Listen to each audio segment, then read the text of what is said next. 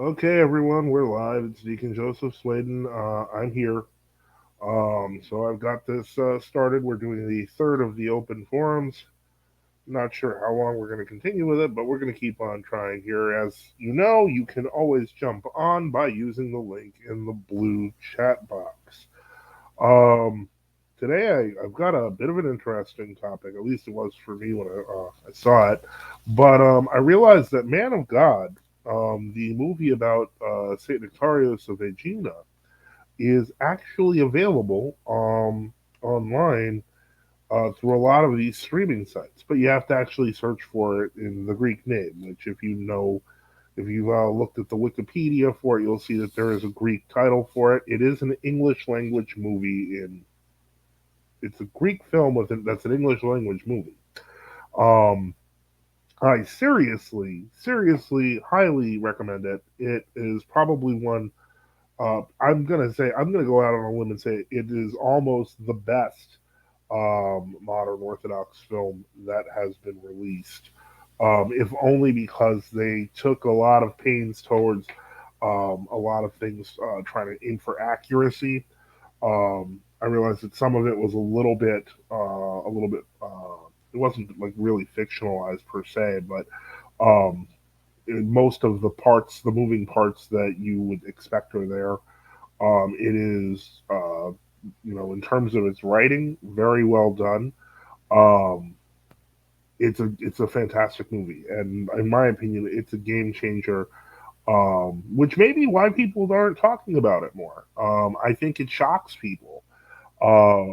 It's established very quickly in the movie that Saint Nectarios is a very holy man, and within minutes, and I don't think this is too much of a spoiler, but within 5 minutes, they're already going after him and making his life more difficult. And I think that that's a message that unfortunately is lost upon a lot of people when it comes to talking about orthodoxy. Living orthodoxy is hard. It's not easy. It's not that it's meant to be painful or anything like that. But the point is, if you're doing battle on the side of God and against the devil, then the devil will oppose you. Okay, it looks like somebody is joining us. Hold on a moment. Okay. Hey Hello. brother, how are you? Hi, how's it going? Everything's going well. I think you remembered me from last time, correct? I think you were just Orthodox John then. Yeah, but Now, I changed my name because this Sunday, thank God, I went to a GOCK parish and I've been speaking with the priest prior to then, and thank God, God willing, 2 weeks from now, I'm going to be received into the GOCK through chrismation, holy chrismation. really? Yes. Wow. Well, I guess praise God if that. I mean, that was fast. I mean, I you was were here last week. I know. I was looking into the GOCK. Now, I obviously disagree with Father Mark's templates position and saying that Rokor is absolutely graceless. That was my main point of against him. But I was looking into this for a little bit, and I'm really convinced of the GOCK. Well, thank God. That's great. I think that if I don't have you seen the movie Man of God yet, which is what I was talking about. No, but one of my friends who's also in the GOCK, he saw it and he absolutely loved it. I cannot recommend it enough. Google the name in Greek and look for a streaming site. Use an ad-free blocker or a Brave browser like I do. It literally is the segue into the struggle for orthodoxy. Saint Nectarios is just not just a person who lived through that transition, but um, he's also what's the word I'm looking for? He was a victim of it. Yeah. And so it's quite amazing, and it's a good movie. I'm not going to say the acting is 100%, but it doesn't matter. It really doesn't matter. The visuals, the dialogue, they're fantastic. It's I cannot stop praising it. Yeah. It hurts to watch, and in a sense, I'm glad it hurt to watch a little because it needs to hurt because orthodoxy is not easy. This is what what I was going to establish there, and it's that's why we fast, it's why we pray, and ultimately it's why we suffer. Um, so yeah, definitely. So tell me more about your experience. You popped on here. It's probably going to confuse some people if they were watching last week. So Yeah, so here's the thing, right? And I wouldn't say like I've been looking for into this for like a very long time, right? But I've been looking into this long enough to, be fully convinced of true, genuine Eastern Orthodox Christianity.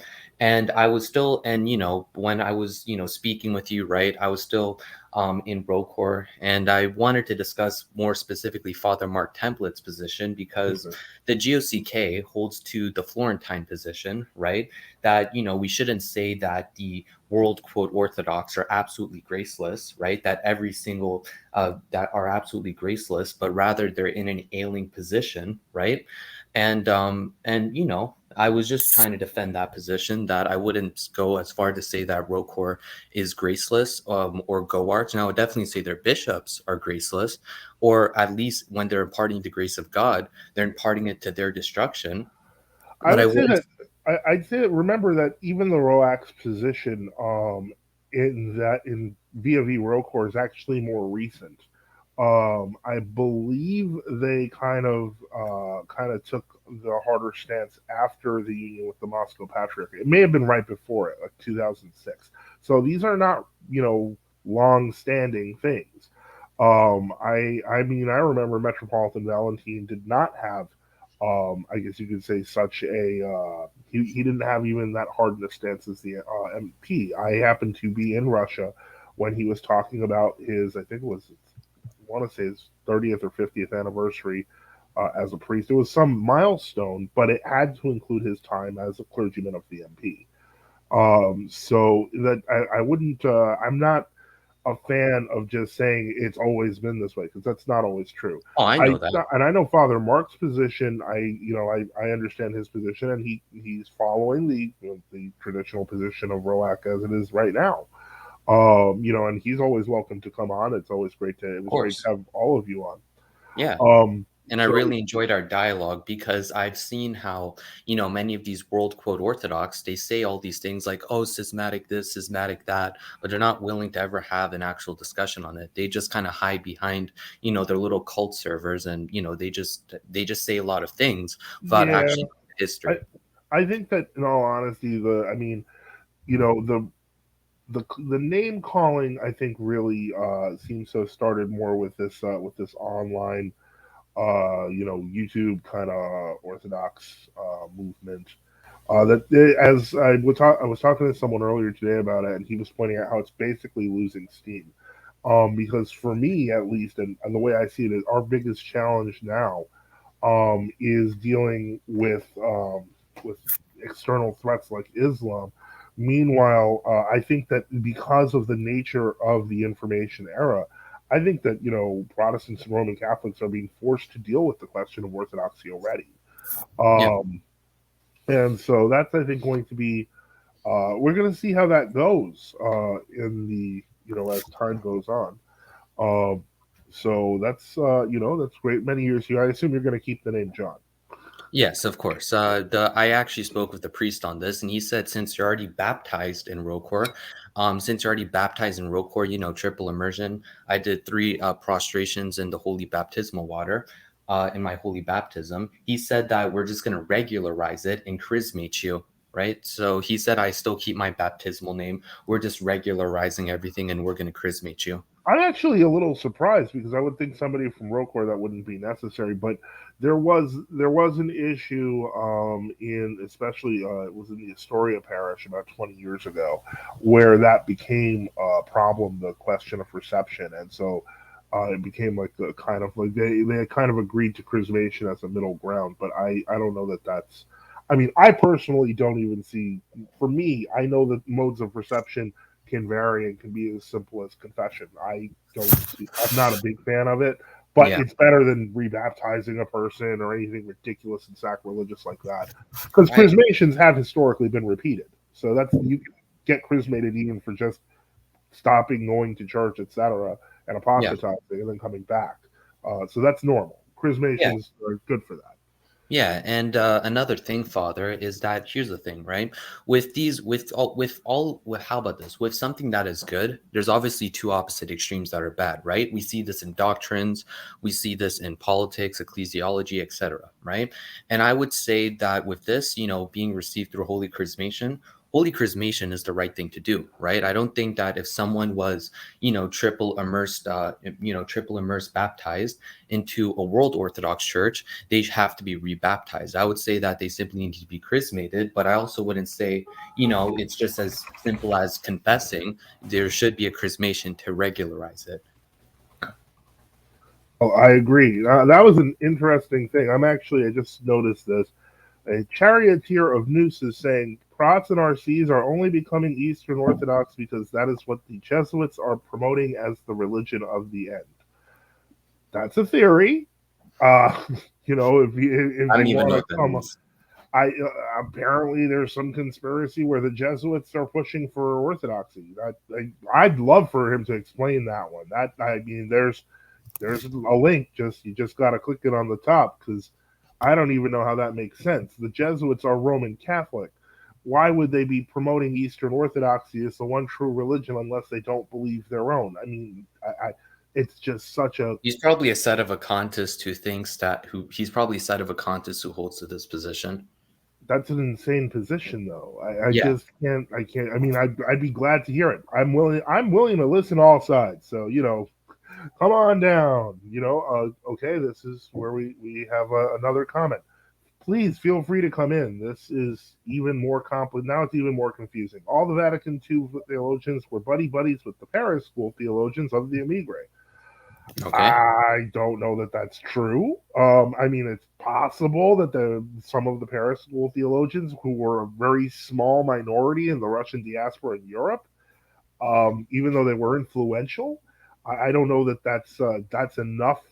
That the Jesuits were suddenly converted by the Paris school and then decided that they were now going to promote Orthodoxy as the true faith while staying Jesuits. It just it doesn't sound right to me. It doesn't pass muster. I don't know.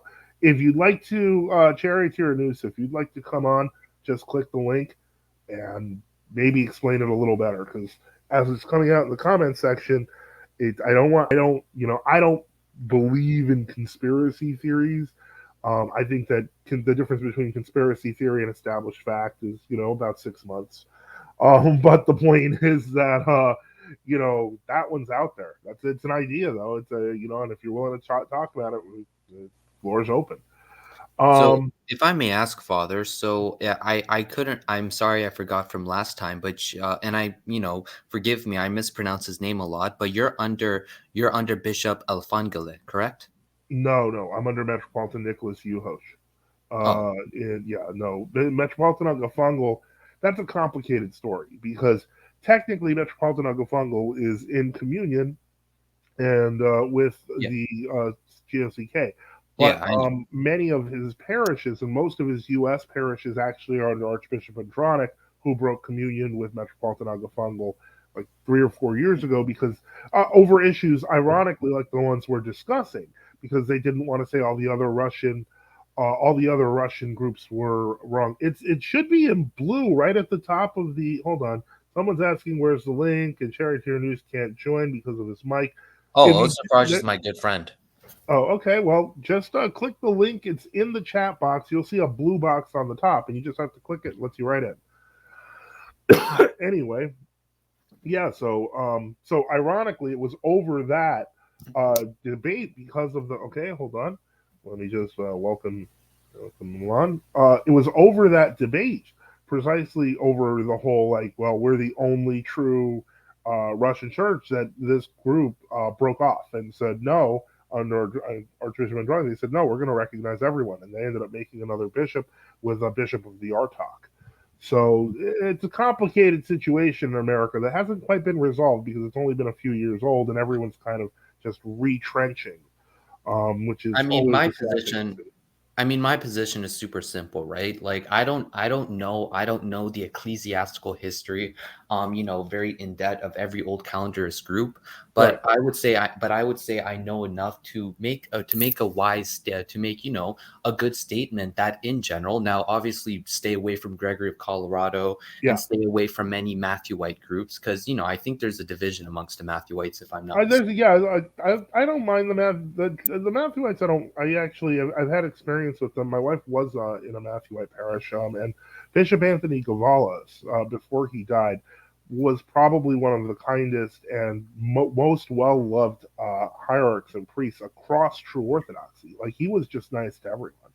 Yeah. So I don't want to broad brush any group, Yeah, I'm not because gonna there's like good. make a generalized statement about the Yeah, Matthewites. I'm just saying, based on what I've like heard about certain Matthewite groups, and saying that, and doing, like, uncanonically, right? Uncanonically ordaining bishops with only one bishop, or saying that they're only valid and everyone else is graceless, kind of like Gregory of Colorado. yeah. I would That's the say that position that I distance myself from.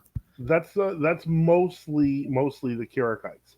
The regular Matthewites, who are under Archbishop Stephanos, have kind of come to terms with that, because if you know the history fairly well, you know that in 1970, I believe, I want to say 1978. It's eluding me. No, 1970. Excuse me, 1974 or 75. The Matthewite orders were given a correction at Holy Transfiguration Monastery with Rokor present, and they spread that to the other groups um, in Greece. And so, actually, that was one of the reasons that oh boy, the Callistite faction formed, where Callistus and Anthony broke off, because they didn't want to recognize that. Ironically, the most prominent member of that group to come out was Cyprian of Philly, who, as we know, held to the softer, if we want to call it that, Florinite position. So yeah, but I'd say most Matthewites don't. They're not that hard on that thing anymore. That's really mostly the Kirikites who say we were just the most right, and they Oh, ended up doing their own so thing. you would say they've kind of simmered down since, the Matthewite Florentine schism. Well, let me put it to you this way: when Metropolitan Anthony Gavalos was made a bishop for in New York shortly before he died, because it was only a few years before he died, Metropolitan Paul of Astoria, in your own church, actually walked over with many of his parishioners when he found out, to celebrate. So, I mean, this is something, there's this idea that we're all gnashing our teeth at each other. It's just not. It's not Oh, only no, not that's not at necessary. all, It's, yeah, and that's but what I was trying to get at. yeah. I was trying to get at this, right? Mhm. Now, although, like, for example, you're not in communion with me, or I'm not in communion with Father Mark Template, who's a member of ROAC, right? Although Right. we're not in communion with each other, I would say, because this is what I've been seeing recently, right? If you look at the history, especially in 2014 and forward, right, you see that many of, the true and genuine Eastern Orthodox Christian groups are slowly coming into communion with each other and uniting, right? Yeah, that's been I would going on say, since about 2011, and there's still splits and openings and things happening. yeah, Yeah, it's in but they're flux. pretty insignificant. So what I'm trying to get at here is that we are finding ourselves in a schismatic situation, and we're slowly uniting with each other, because we all, if you look at the history of, for example, Hakna, right? Mhm. Hakna does have valid ordination. It's just their name worshiping that's a problem. And if they repent of that, they can fully come back, as many of their members have, to the genuine Orthodox Christian Church, right? Oh yeah, no, my priest is part of your synod, but he was in Hakna when he baptized me. So the point is, yeah, no, I remember when most of the clergy of Hakna then left, even though Hakna now has kind of it's got new people, and they're kind of backing away from the old thingy. And I this so yeah, definitely that it's a situation in flux, We but find it's getting ourselves in a better. It schismatic was a much situation. Yeah, it was a better situation than it was 25 years ago. I'll put it that way. Yeah, In some definitely. ways, but now this is let me see here. The EOs and Jesuits are against the nature grace distinction, and they promote this view and have spiritual materialism and a worldly utopianistic view of the end, Wait, as Ebola says. Wait, that makes no sense. Nature, if he's referring to the distinction between the uncreated energy of grace and the essence of God, which in many cases is interchangeably the nature of God, then that's just false because we believe that there's a real distinction in Yeah, God between his uncreated grace and his essence. I really wish you'd fix your microphone there, charioteer guy. Okay, so we have Asa Fridge here, and if you want to say hello, what brings you on the show? Am I audible? Yes, you Yes. are. Well, I've talked to Father Deacon Joseph Swayden many times before, but I may have gone by a different alias. I'm the individual that the Greeks are taking almost 2 years to baptize now. Why? Um, I don't think I I remember this part of your story. Particularly, the story is I go from being a Methodist, Gnostic, and a bunch of other things to go to my nearest church, which was in Go-Arch, about 5 miles away. Okay. I go to that church. Literally, the first day I go there, the reader is preaching about how the vaccines don't actually utilize fetal cells, Yeah. and that we should actually get them when they come out. And, these same people prayed for the coronavirus during the middle of the liturgy and wore masks, even when they were serving the altar and had like 50 spoons. And Yeah, that so, weirdness. I will say that, so however, praying during a time of plague is actually that's supported in the tradition. The other stuff, no, but praying during a plague is. I would I would accept that, given that it was any other plague circumstance. Yeah. But and then so I would have, and another issue is I would have an issue getting rides, or really anything, and none of the laity really cared to talk to me, and I was sort of looked at like I was crazy. And I would try and attempt to talk to the priest, but I would literally stand there with my arms folded, very, very politely for upwards of an hour while the priest talked to every Greek family before I did, and so on and so forth. And eventually, what he did is he would just send me to that reader who was preaching about the vaccines. And while this dude was washing the 50 spoons, he would question whether the validity or the truthfulness of Father Seraphim Rose's books. Essentially, tell me to stay away from any sort of education about Orthodoxy Yeah. online at all. That's Um, the I recognize that school in Go Arch well.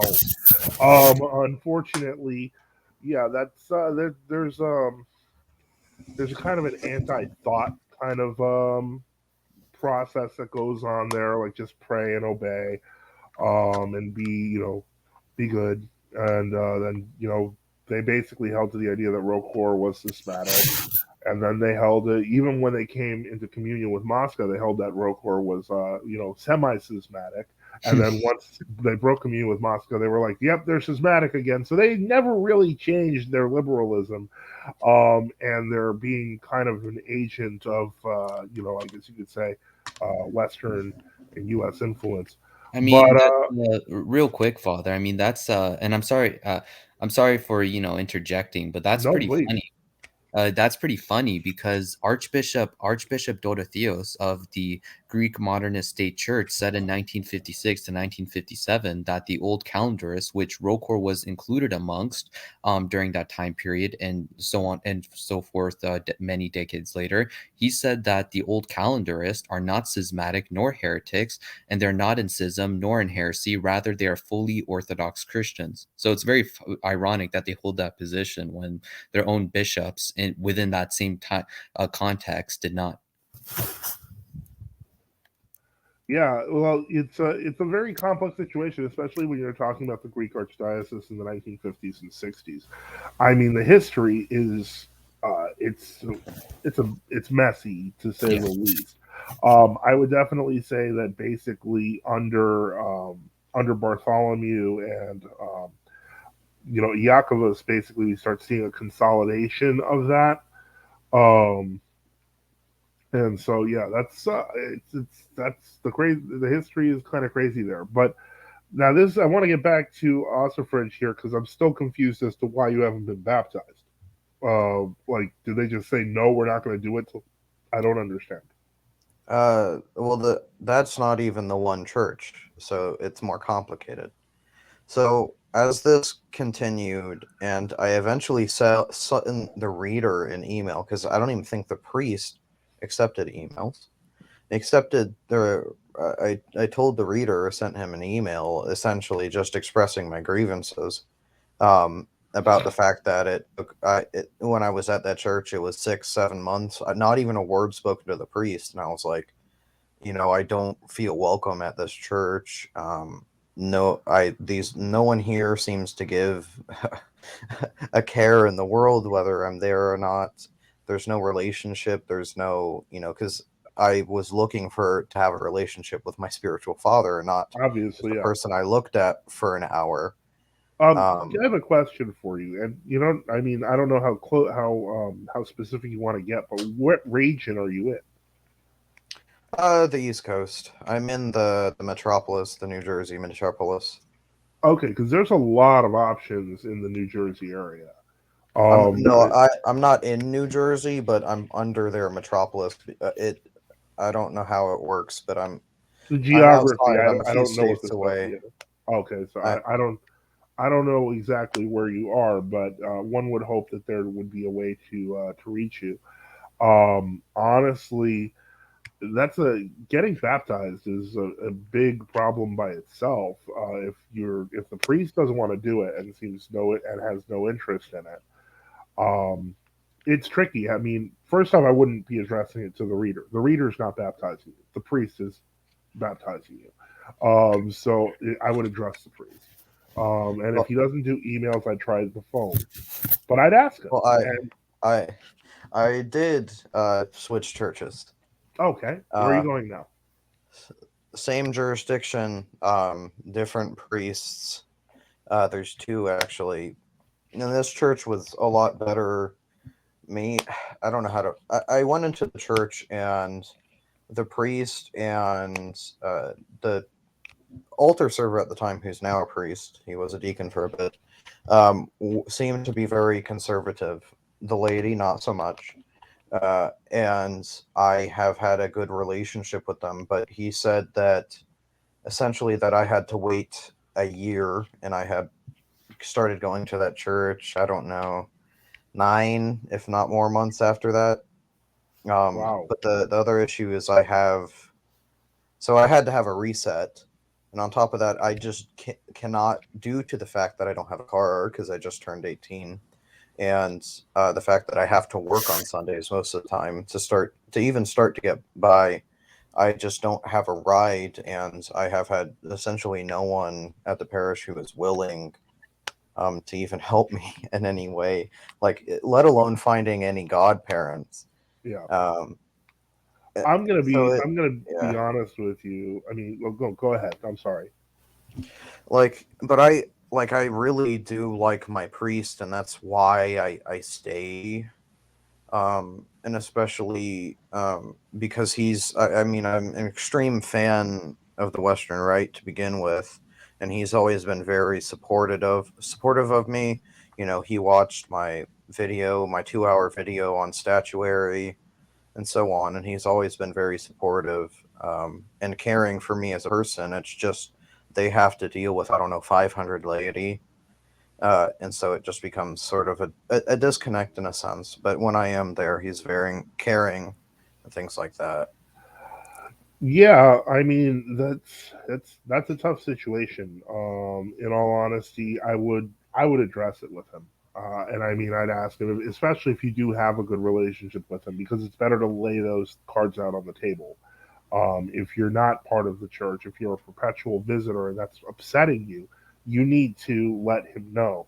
I don't think that there is any priest who has a conscience who would not be affected by such a plea. I mean, it would be wrong. Um, And so I definitely suggest addressing it with him further. And you may not get the answer you want to hear. He may just say to the effect that he doesn't want to do it. I found that has happened, and that's usually the sign to go someplace else. Yeah. What I would say out of experience, and this is a good point that Father Deacon Joseph Swayden brings up, that find someplace else, right? Leave the security of your parish and find somewhere else, is because my spiritual father, my priest at the Rocor parish I was going to, he was very nice with me, he was very gracious with me, and I absolutely loved him, right? But when I went to, and yeah, I've only went there once, like this weekend, right? But I can tell you just out of this experience that when I went to the GOCK parish, right, the one under Metropolitan Demetrius under Archbishop Klinikos, right? A GOCK parish nearby. Everyone was super gracious with me. Everyone was speaking with me. The priest, was speaking with me. Everyone was offering like, hey, we can.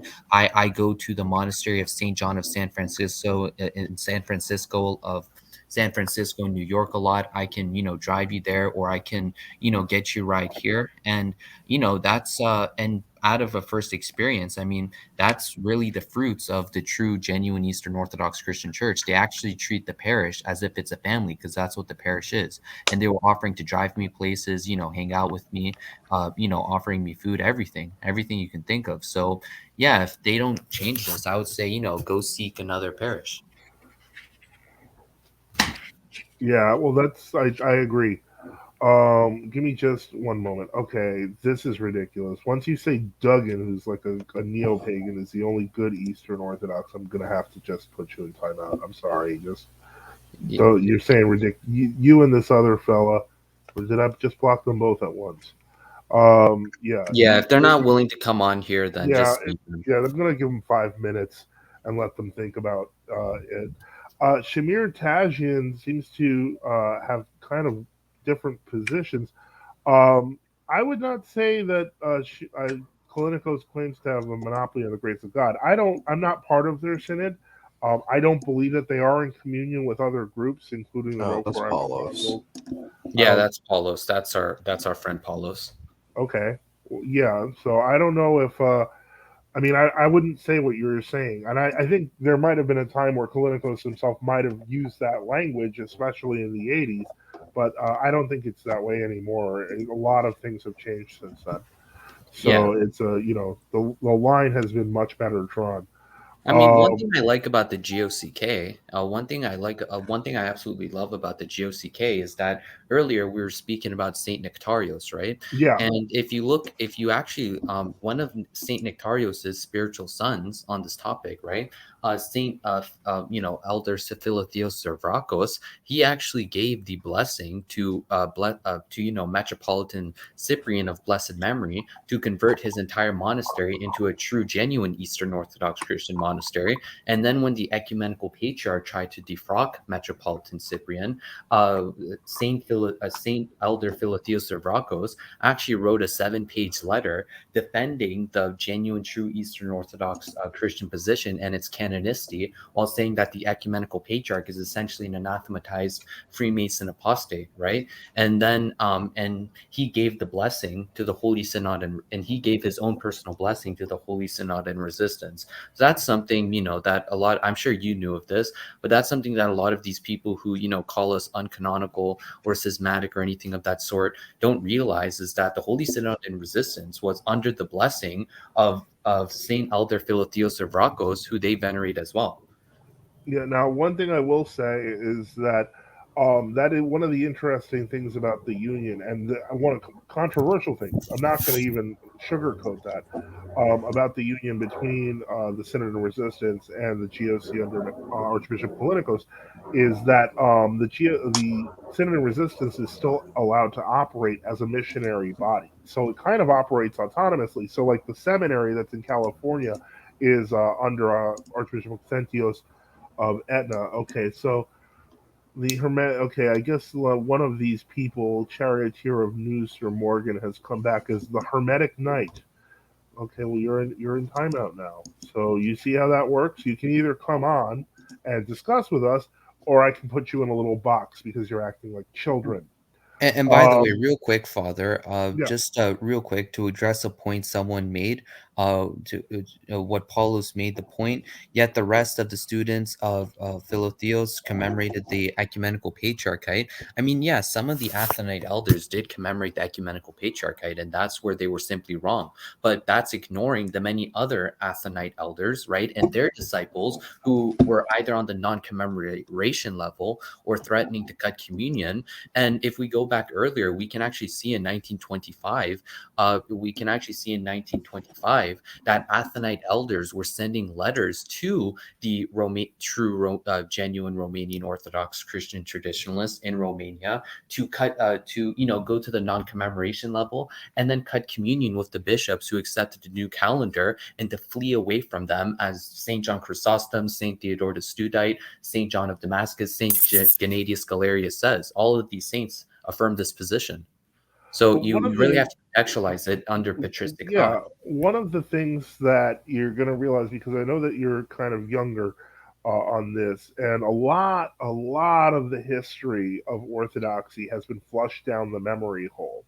And what I mean by that is that it wasn't until the 1970s where the EP began a program of installing new Athonite abbots who began to be referred to as the New Holy Mountain Fathers, and this went on into the 80s. Before that, the entire of Mount Athos was non-commemorating. So if you, this is something to keep in mind. It's not that Esphigmenou kind of separated from them; they were simply the last holdout because of the fact that they simply refused to go along with it. The black flag of orthodoxy or death used to be on all the Athonite monasteries, not just one. And so even now, even though Esphigmenou is the only formal monastery, there's still a lot of skeets and a lot of other places, and there's still sympathizers to Esphigmenou in those monasteries who, Yeah. when the patriarch tried to blockade Esphigmenou, were sneaking in food. So the point is, it's not nearly as cut and dry as people like to make it. If certain some YouTubers like to say it's just black and white, they're systematic. That's not how it worked. It's Yeah, just not how it worked. that's Medway ecclesiology, that this is black or white. And by the way, my metropolitan, His Eminence Metropolitan Demetrius of Boston, he is actually from the Holy Mountain. He is from Mount Athos. So there's something there. He was actually one of a monk tonsured in Mount Athos.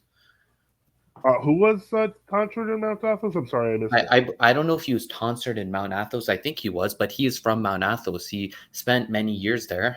My Metropolitan Demetrius of Boston, under his Oh, okay, yeah, he was he Archbishop was Clinicus. yeah, I remember Metropolitan Demetrius. I didn't know that he spent a lot of time in Athos, but I know that he spent some time, I think.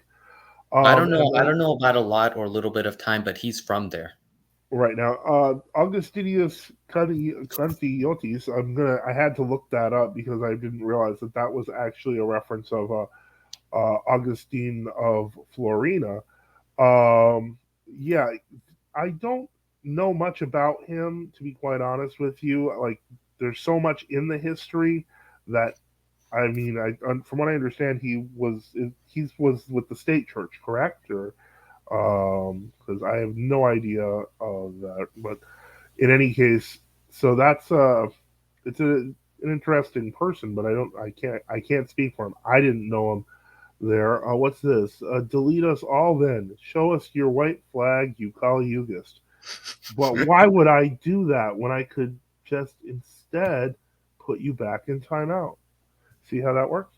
Anyway, so the point is, um, anyway, no, I'm not trying to delete his points. I'm trying to get him to come on. Somebody asked this. Yeah, Lockman because Morgan we're has having a deleted his discussion points. on here, and we're not going to just pause our discussion We're to not, answer the discussion. again, I'm not failing to engage the disciple of Xavier. Who are these people? The point is just show up, say something. That's what the little link on the top is for. If you're so big and brave, let's hear your great points. Yeah. If not, you're just spamming my chat section. And Yeah. no, I don't. I Like don't. we're see it having a discussion here. We're Yeah. not going to just pause our entire discussion just to answer some comments when you can come on here and discuss with Yeah, us. and I'm not going to ban you because I wouldn't mind if you want to say something. I'm for open discussion. What I'm not for is open distraction. So, get it together, guys. If you want to do something, do something. I have no idea what they're even going on about. I have zero clue. I didn't even know what Kali Yuga was, and I just Googled it, and they're probably people sent from VaticanCatholic.com. I wouldn't surprise me there if it's funny because the VaticanCatholic.com will not debate me, but they'll send their little trolls. We did have one guy who just kept repeating himself on water baptism a few years back. That was interesting. You don't remember Xavier? He used to be your disciple at Sweden. First off, I didn't have disciples. I am not a priest, nor did I start a movement. I was a guy with a YouTube channel. Now, unfortunately, while some people run their YouTube channels like a cult, I prefer instead to simply talk to people. I think that it's the safest thing. But what I won't do is I won't waste my time in the chat box when I'm trying to have a discussion with people who are literally on the screen willing to have a discussion with me. So, in any case, if Xavier, I guess he calls himself the perennialist, would like to come on, have your hero come on. I really don't mind. Really, there's a guy who was in on YouTube. He'll be coming on next week. That I debated with this Nick Santosioso guy, and he's been calling me a coward for the past week. I'm literally saying, look, just write me and come on the show. And he didn't want to come on tonight, but he said, well, I'll come to next week. I'm like, okay, fine. Yeah, sure, go ahead. But in any case, I'm not afraid of talking to anybody. If I don't understand what you're talking about, and to some degree, I really don't understand what these guys are talking about. They're mixing in Evola with Kali Yuga and other things. I think their implication is because these are probably just a bunch of sedevacantist LARPers. I think their implication is that they watched that video by VaticanCatholic.com, and then they saw where they spoke on holy hesychasm and just pretty much committed the false equivalency fallacy. Yeah, And now they're just spamming that. But you know what you tell them? You tell them, hey, you know what? You guys use rosary bead prayers, and you guys use rosaries, right? Which have beads, right? Prayer beads. And Buddhists, they use prayer beads. Therefore, you're a Buddhist. well, you just did tell them. So, oh come on, this is just ridiculous. The teachings of Hermes Trismegistus condemn Eastern. I really am. I'm starting to feel like you guys are just saying stupid things to say stupid things, and it's okay. It's okay. Just I'd prefer you say the stupid things with your voice as opposed to just typing in a little keyboard. Because I think these guys are just trolls. that's what I think. I sense that the troll is strong with them. So because they're really mad about being put in timeout, I'm going to just put them in timeout. Nah, come on here. You're not timed out from joining the panel. Yeah, you can still join the chat, but Oh no, my mic's broken. Yeah.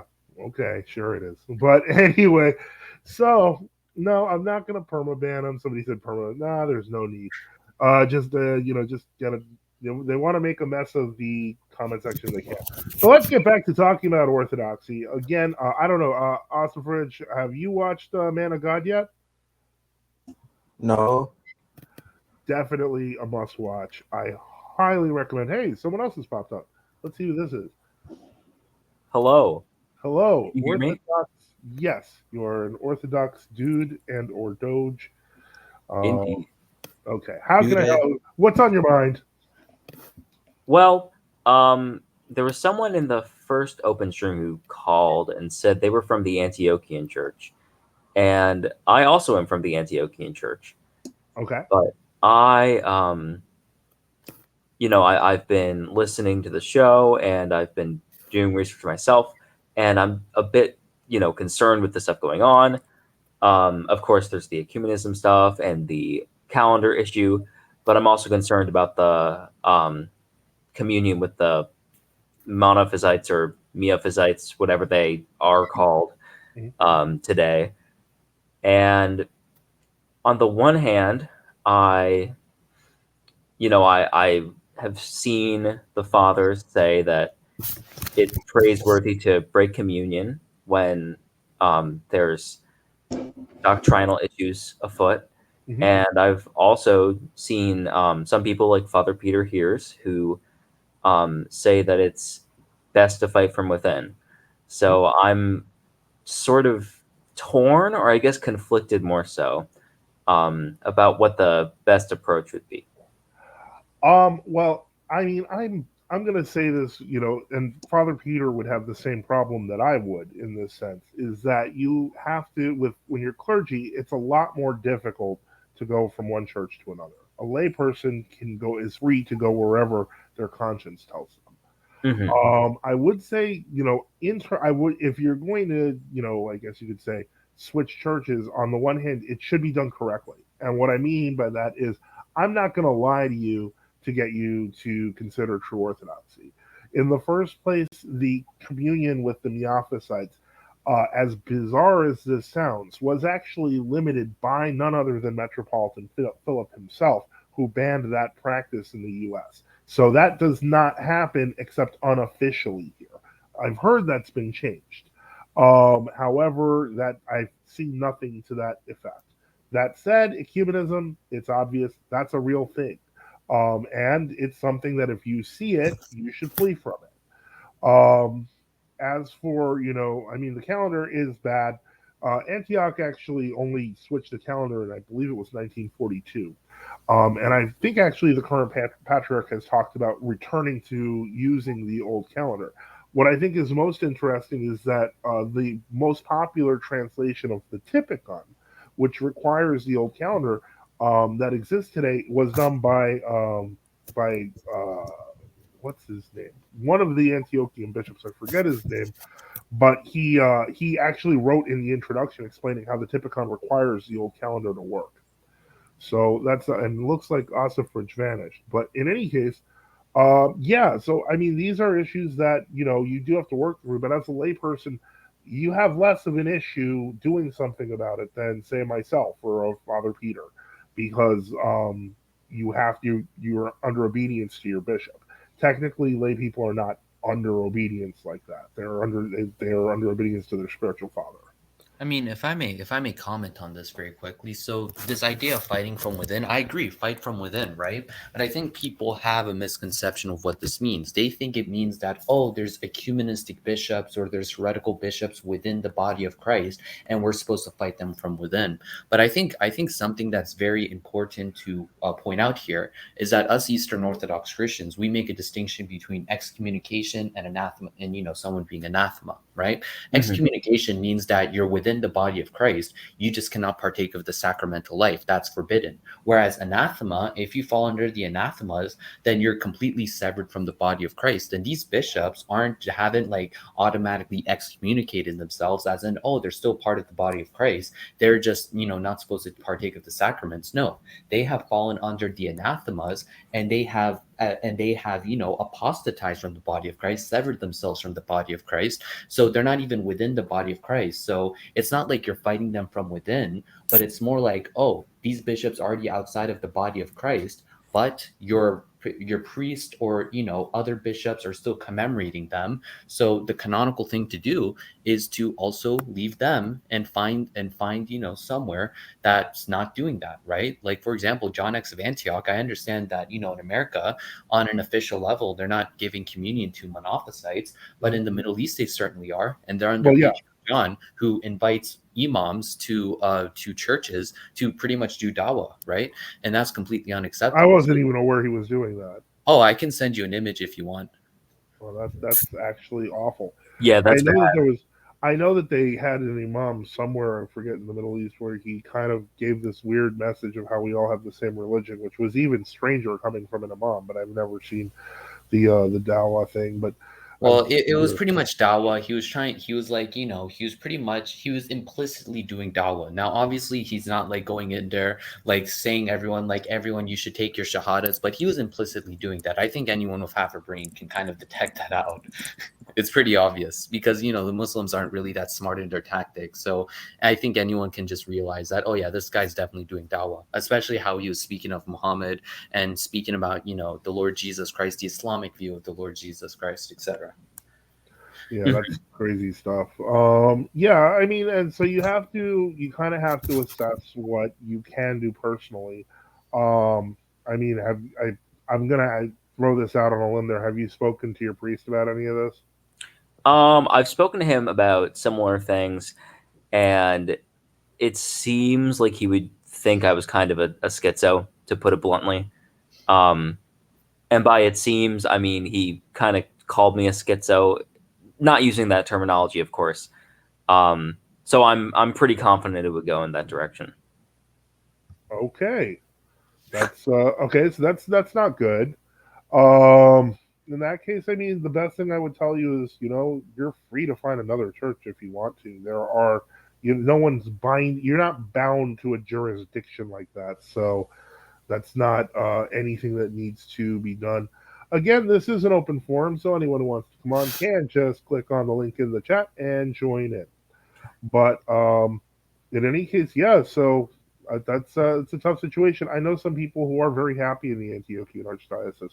I know that Archbishop Joseph himself, he was the first one to put down the stuff on the coronavirus. So there's good people in there. Oh I'm yeah. not going to, but I'm not. If I have no reason to leave my bishop or my circle of bishops, because I know a lot of true Orthodox bishops that haven't bent the knee, etc. I just, for me, I don't see a reason to go anywhere else. Mm-hmm. But that's it's your situation is not mine, and I can't speak for you, and so that's where I don't want to point you in this direction and say, well, here, just follow this directory of true Orthodox churches, which, by the way, does exist. If you feel like looking for it, but I'm not going to link it. It looks And like there's another real quick, Father. It looks like there's another guy. It's new another one. account slandering Saint Philaret of New Well, York. this one, okay, well, no, he's actually slandering Saint Philaret of Moscow. Oh, my bad. There's no proof of Saint Philaret of Moscow being a Freemason. Nicholas II was a Martinist. I guess we should have formed a parallel church then to avoid the Babylonian captivity of the church. What's interesting about that statement is because I'm pretty sure that this guy was the previous one who had said something to the effect of that the Matthewites were communists. And this is interesting because what had actually happened where that accusation came out was because of the fact that certain hierarchs of the true Orthodox in Greece actually noted positively the developments in Russia because they did not have full information of what was going on, and they simply thought that they were dealing with an unjust king, as they kind of felt about the royals in Greece.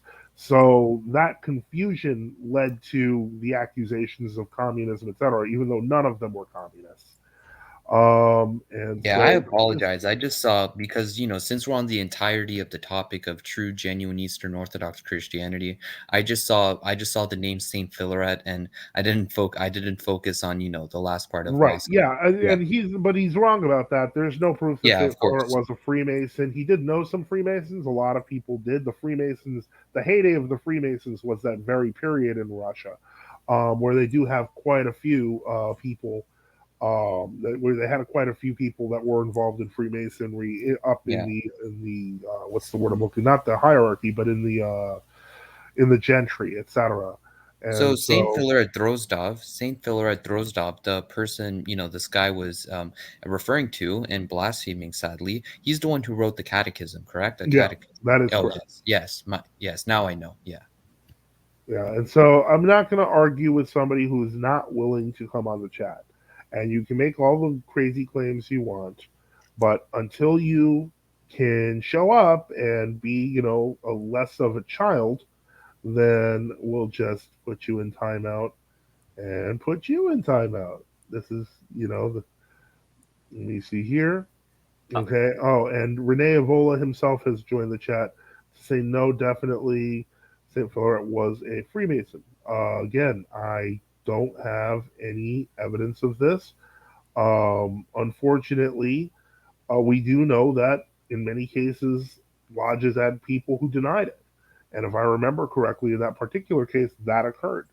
But no, the lodge had very much, it had pretty low effect in Russia and probably even a lower effect in Greece. It was actually anathematized in Greece in 1930 by the new calendarists, no less. Yeah, Oh, 1933. Yeah, Wait, that's cool. yeah, and Which is so, which is ironic because Metazaki's of sorry memory, as said by Saint Elder Philotheos Sivrakos, was a was 32nd himself. degree Freemason. He gets a cameo in the movie. Well, not a cameo, but he gets a mention. So you definitely want to see it. But in any case, so yeah. What are your thoughts there, Orthodox dude? I mean, you have. I mean, I don't know if that helped. Yeah, no, that was pretty helpful. I have a few somewhat miscellaneous questions, and I also want to respond to one little thing I saw in the chat, which was Guardian of the Grail saying that no historians dispute Metropolitan Philaret of Moscow being a Freemason. Well, I think no one disputes it because there's probably a single historian, quote unquote, who cares about that, and they probably have an agenda. Yeah. But going beyond that, oh, sorry. No problem. I guess. Why won't these guys? I just have a question to all these people who are blaspheming in chat. Why won't you just come on and speak? I think it's because they're cowards. Yeah, I mean, think you have that's enough really what time it comes to down. make 10 alt accounts. You have enough time to make 10 alt accounts. So why not invest that time in getting a new mic? Yeah, it's not hard. But if I mean, my shock here is that I think at least the Morgan fellow, he actually came back from the last show where he showed up at the very end just to make some comments in the chat. I mean, you've had a week, man. Were you just did you not have enough enough funds to get a mic, or was Dollar Tree too far? The point is that just I don't know, whatever. All right. So other than that, so far things are going well. If anyone has any questions or comments, let me say that's okay. No problem. Hold on.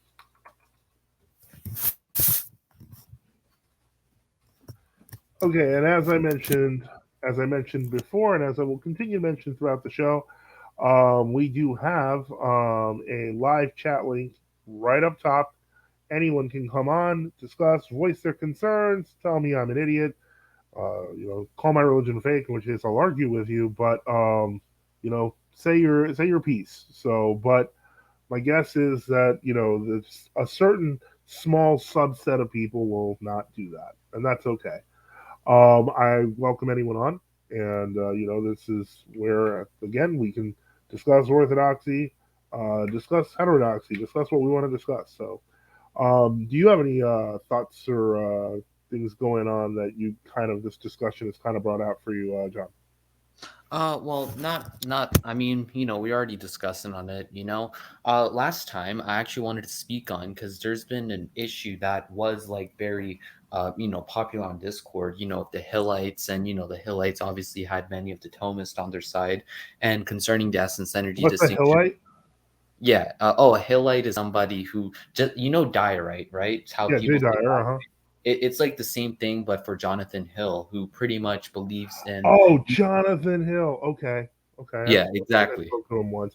He's like kind of like he's like works in like the theater or something, or used to, and I mean I spoke to him a couple of times. He didn't strike me as particularly harmful, but I guess if he has a cult around him too, I guess that's the thing. Yeah. But yeah, I wanted to, before I get into, speaking on the essence energy distinction and absolute quote divine simplicity, if you want to get on that subject, another thing that I wanted to say about this discussion is that, I'm just, happy and grateful to our Lord God, King and Savior Jesus Christ that I saw the truth of the true, genuine Eastern Orthodox Christian Church, and that thank God, by the uncreated grace of God, I'm going to be received through chrismation into the GOCK, and that I just have many outlets. The priest even offered the priest's house is actually, it's technically owned by the church, but but the priest's house is connected to the church, and he has a guest room, and he even offered that if you want to come like sleep over, he has 10 children, some of them are around great. 8. Yeah. Someone new has joined. Hold on, we are adding Tweet. Oh wow! Hi, how's it going, guys? How's it going? Who's this? You've got my name as Tweetafine. I don't want to cut you off. Hold on. No problem. What can we do for you today, Tweetafun? I sometimes listen to your streams. I subscribe to your channel, and when I open up YouTube, if something's live, you get thrown to the top of the list, and so sometimes I'll pop in if it's on. But the all of the chat messages, I got nothing to do with those people, but they're all deleted, and I'm trying to figure out what was going on for those of us who are lost. There was these 2 or 3 guys who were anonymous and kind of didn't want to come on, kept on saying weirder and weirder things. Like it just became like it started with like the Eastern Orthodox are a secret plan by the Jesuits to create the religion of the end, and then it went to Kali Yuga, and then this No, I got you. They all had names that made me think of like classical Greece and paganism, and I love classical Greek philosophy, and so I thought it was like they were raising some pagan arguments or something like that, not some sort of conspiracy thing about Jesuits and stuff like that. That sort of stuff I know nothing about. So I was just curious because I saw their usernames and I was wondering what it was all about. Well, yeah, it was kind of, but we kept telling them come on the chat and they refused. Right. Supposedly some broken microphones or stuff like that. But welcome aboard. And what's on your mind? I hate to interrupt your show. That was literally the only thing that was on my mind. I was just listening while doing some work, and I was just so confused by it. I was curious, and the messages were gone because obviously they were trolling, and so So I didn't mean to interrupt too long. No, you're welcome to stick around, if you want to, and, contribute. That's what this is for. That's why it's an open forum. Fantastic. I'll keep listening. I'm happy to contribute. I mean, for me personally, I'm not Christian or Orthodox. I just, but at the same time, if people are looking for the truth and want a way to be moral and be good, then I think that's all part of the philosophical project. And Well, I'm going to ask you my loaded question I've asked for, to many people over many years, before I get to the new comments from the Hildebrandian, and that is, what holds you back from joining the Orthodox Church? I think that it's not, ultimately, I don't think it's compatible with my metaphysical understanding, like my metaphysics.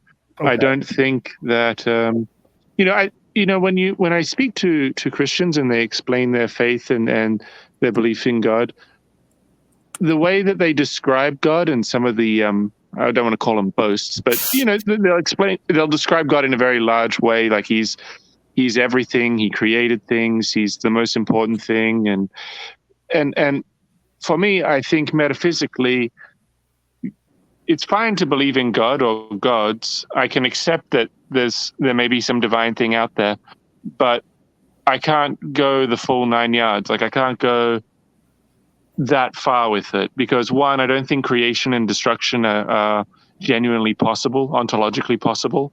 I think there is what is, and that isness is omnipresent. And to say that you can bring new things into, like a creation from nothing or any sort of genuine ontological creation, I don't think that's possible. I think if there's God and there's creation, then there's a greater context that's greater than God. And I don't know if to be created, that unifies them. Well, one thing I would say very quickly is that you mentioned metaphysics, right? And as we both know, metaphysics is a branch of philosophy that deals with causation. So that would make philosophy the necessary precondition for metaphysics, correct? I don't understand metaphysics as being about causation. I understand metaphysics as that field about the broadest possible context. What is the broadest thing or the greatest thing? Yeah.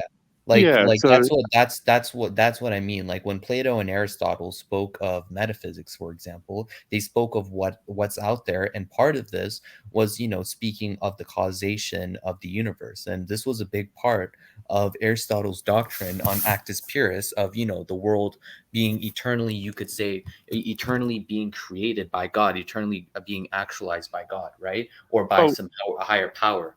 I understand what you're getting at, and trust me, I've had endless arguments with Thomists who will talk about being as an act and hylomorphic models, and with the doctrine of divine conservation, God holding together matter and form, and the difference between what is actual and what is potential. Yeah, but the point I'm trying to get at here is that, metaphysics, which deals with causation, was utilized by Plato and I Aristotle think they to were deal wrong. with very Yeah, quickly to deal. Yeah, go ahead. well, no, what I was going to say is, I mean, putting aside Plato and Aristotle, because I do realize that the philosophy is of some importance to people, but just the idea that you mentioned that things aren't really created or destroyed, I don't think that anyone who's a parent could even hold that view. It doesn't make sense to me. Of course, things are created and destroyed all the time. So that's where, I mean, I understand that energy takes different forms, for example, but I don't see how one could make the then jump to the claim that nothing's really created or destroyed. I mean, even this podcast is being created on a computer that was created by a person who was created by their parents. I mean, where do we start accepting that there's a reality of reality? No, I would I also, understand what you're if I saying. may. Thanks. Yeah, I would just throw in that I think the idea of new things popping into existence sort of that assumes that there was a time where there was nothing, but I'm pretty sure that at least St. Augustine says there never was a time where there was nothing, because when there was nothing, there was no time. So hypothetically speaking, you could say that I guess all the matter in the world was created by God. Um, you know, at the instant He created everything. Um, so I feel like it's a bit of an unnecessary hangup with um, at least Orthodox Well, dogma. Well, very quickly, before we even get to that, right? Like I don't like when people, say like, okay, well, let's go all the way back to the origins, right? Let's think on something very basic, right? We're all human beings. How about this tweet of fun? Where first let's take it step by step. Where do you think human beings came from? I personally, like, if you mean in a very practical sense, like where in the chronology did we first appear and what immediately preceded us in some sort of practical chronology? I don't know if we were molded from clay by a god and had life breathed into us, or if we were evolved from something that happened because lightning flashed. Like I'm happy to go with either way. Obviously I would Very prefer to quickly, have the better story that involves a god or gods breathing life into us and having some plan for us, or if some atheist wants to say aliens, then fine. But that very practical question, it's not one that keeps me up at night, so to speak. I don't Well, have a I very mean, strong I'm opinion. not saying it should like keep you up, but it is an important question to ask if you want to take this to step by step to its logical conclusion. So you mentioned like, for example, lightning striking water, right? Like, I'll give you an example of this. Just so I can like kind of debunk this alternative, and then we can get, okay, well, God created man, right? So abiogenesis is essentially impossible, right? They actually tried doing an experiment in 1952. It was called the Urey-Miller experiment, where they tried to, imitate these earthly conditions so that they can quote unquote form life, right? And first of all, they completely removed oxygen, which is part of abiogenesis. You need oxygen to have life because they knew that whatever substance would happen would oxidize, right? And then they conducted the experiment, and all they got was a red substance that was 85% tar, which is deadly to life, with two amino acids. One of them is a right hand amino acid, which you cannot use a right hand amino acid to form a protein to form DNA to have life, right? And then they couldn't do it again because they knew if they did it again, that red substance would completely vaporize, right? So abiogenesis, even in the context of giving the necessary preconditions, right, giving the presupposed conditions, is essentially impossible, right? So that's not even an alternative because we can't even test it, and when we have, it's just given the exact opposite results. Now, I mean, for purposes of this discussion, I'm happy to say, God is required, or some sort of divine man creating thing is has to be present. Like I'm not married to the idea that has to be lightning hitting water or whatever. I mean, I could make some sort of counter argument about the science changes, and maybe next week yeah, they'll say that it could happen, but technology is I don't not want to. there Yeah, yet. I don't want to. I'm happy to say, fine, okay, probably the way you say it happened. It's a very practical question for me, but at the same time, because it's a very practical question, I'm not in that field. I I just feel it doesn't affect me. I'm not sure how it's going to work into the larger metaphysical argument. I'm not sure where it fits into that discussion. Well, very quickly, right? What I'm trying to do here is that you can give these alternatives to how life or mankind came about, right? And what I'm trying to do is first, like, kind of exclude the other alternatives that Right, people but give, like, for example, abiogen. Yeah, John, he's already ceded that argument. yeah, I know. I think the greater question that he has underlying here is actually of what relevance is this creator if that creator is there? Right. And I would say that that creator is present in our lives, whether or not we choose to see that and wants us to interact with it. I realize that that's a much more difficult argument to kind of clarify, but the point is, it I think is the center of what the gospel is. It's why Christ came down, and it's why we have deification, because of the fact that He wants us to unite to Him. Like, Right. just And so, sorry to ahead. cut you off. No. Yeah. So what I was going to say is, right, as you're saying, I see for purposes of this, I mean, I see the argument we must have been created by a rational actor or a divine actor or something of that nature. And then, right, then it would have some role in our life and some guiding purpose. And all of this is for me is fine. I'm not going to object. I don't think that necessarily means it's Christianity, though. There are many options on the table, I think. And so why am I not specifically Christian? We could go through them. Yeah, of Well, course. we could, Like, but we how could, does this creator reveal himself, right? right, How well, does we this? could, go on. Yep. I was going to say, we don't need to go through the others so much as I specifically reject this one, Christianity, because I feel that the broader metaphysical principles make it incoherent. I don't think the Christian account is convincing unless they tone it down a lot and make, they dial it back a bit. I don't believe in many of the claims, and So, in other words, basically, yeah. Jesus the philosopher is okay, but Jesus the crucified and resurrected God is a bit much. He could be Jesus, the crucified and resurrected God, but there would be other gods. Why? Yeah, why? For one, if I'm going to believe that a person was crucified and resurrected, I can believe that. I mean, I don't know the science, so why would I suddenly say that it's impossible for someone to be resurrected, or impossible there's a divine energy or something that could resurrect someone? Now, You're speaking of naturalistic science. Naturalistic science is not applicable here. But I'm willing to go. I'm willing to go there because I think that it's a good question. My question is this, though: why did it happen as it did? We can't discount the huge turns of events that occurred because of this particular man being crucified and being resurrected, his followers basically being persecuted for 3 centuries, and somehow transforming the world in like without. It's not hard to argue, I think, that Jesus Christ is the most important person in history. And the reason for that is because of his claims. Now, I'm not saying that that itself is a foolproof argument, but certainly it does tend to roll back the argument that, yeah, maybe somebody else could get crucified and resurrected. I see Jesus and Christianity as more part of a greater story. I mean, so like you were saying earlier, Greek philosophers are very important, right? And no doubt many great Christian philosophers learned from pre-Christian times. And I don't want to be controversial and say there'll be a post-Christian era, but I'm sure that if there was a post-Christian era, or in countries that are not Christian, among people that are not, because there's plenty of parts of the world that are not Christian at all, or at least were not for. We're working on it. Yeah, well, you're working on it. But I just mean that essentially I don't see Christianity as like the sole remaining eternal champion of that would make him that, that even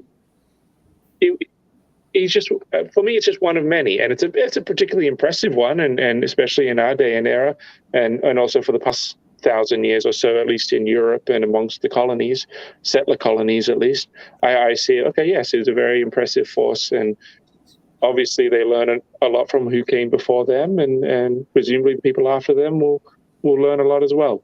I don't necessarily have the is eschatological view the right word here, where this will be a culmination and everyone's Christian and then it will end? I mean, I don't have that view. Oh yeah, no. Oh, the church never taught that. It just teaches that the gospel will be preached to everyone, not that everyone will listen. So this is where it's interesting that you talk about the post-Christian period, because this is a common word that is actually being thrown around in Christian circles today. I would say from theologically, there is no such thing as a post-Christian period. The post-Christian period is judgment. But what I can say is that we are in a period, and this is interesting because we're seeing two parallel movements. We're seeing a growth of Christianity in places like Asia and Africa, and we're seeing a massive decline in Christianity in places like the United States and Western Europe. And so ultimately, now the question is, and this is, I mean, I asked this question to you. I don't know your position on various things, but from my perspective, what we're seeing as the post-Christian era of Western Europe and America looks like a hellscape. I mean, it's horrifying. And I'm not saying necessarily that Christianity is what made it better, but it is no coincidence that the first Christians, all the way to the conversion of Constantine, were talking about how evil, twisted, and immoral the society was around them. And it does kind of look like ours. I think I can offer a quote from Plato here, from his Laws, where it says, "Change, except from something purely evil, is the most dangerous thing of all."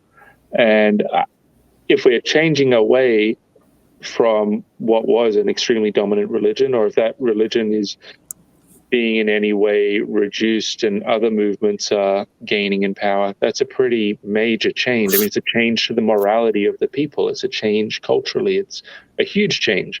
I would say destructive change. Well, you know, Yeah, I think Gregory change is Palamas- extremely dangerous, and I'm not going out there celebrating some of these changes I'm seeing at all. I mean, I'm not in any rush Saint to Gregory embrace them. Palamas has something great to say on this. So Saint Gregory Palamas, who was, Eastern Orthodox Christians, as true and genuine Eastern Orthodox Christians call the pillar of orthodoxy, Saint Gregory Palamas actually says in his dialogue with a Barlaamite, Barlaam, he hold to many of the doctrines of God that the West holds to, and many Western religions like papism and Protestantism.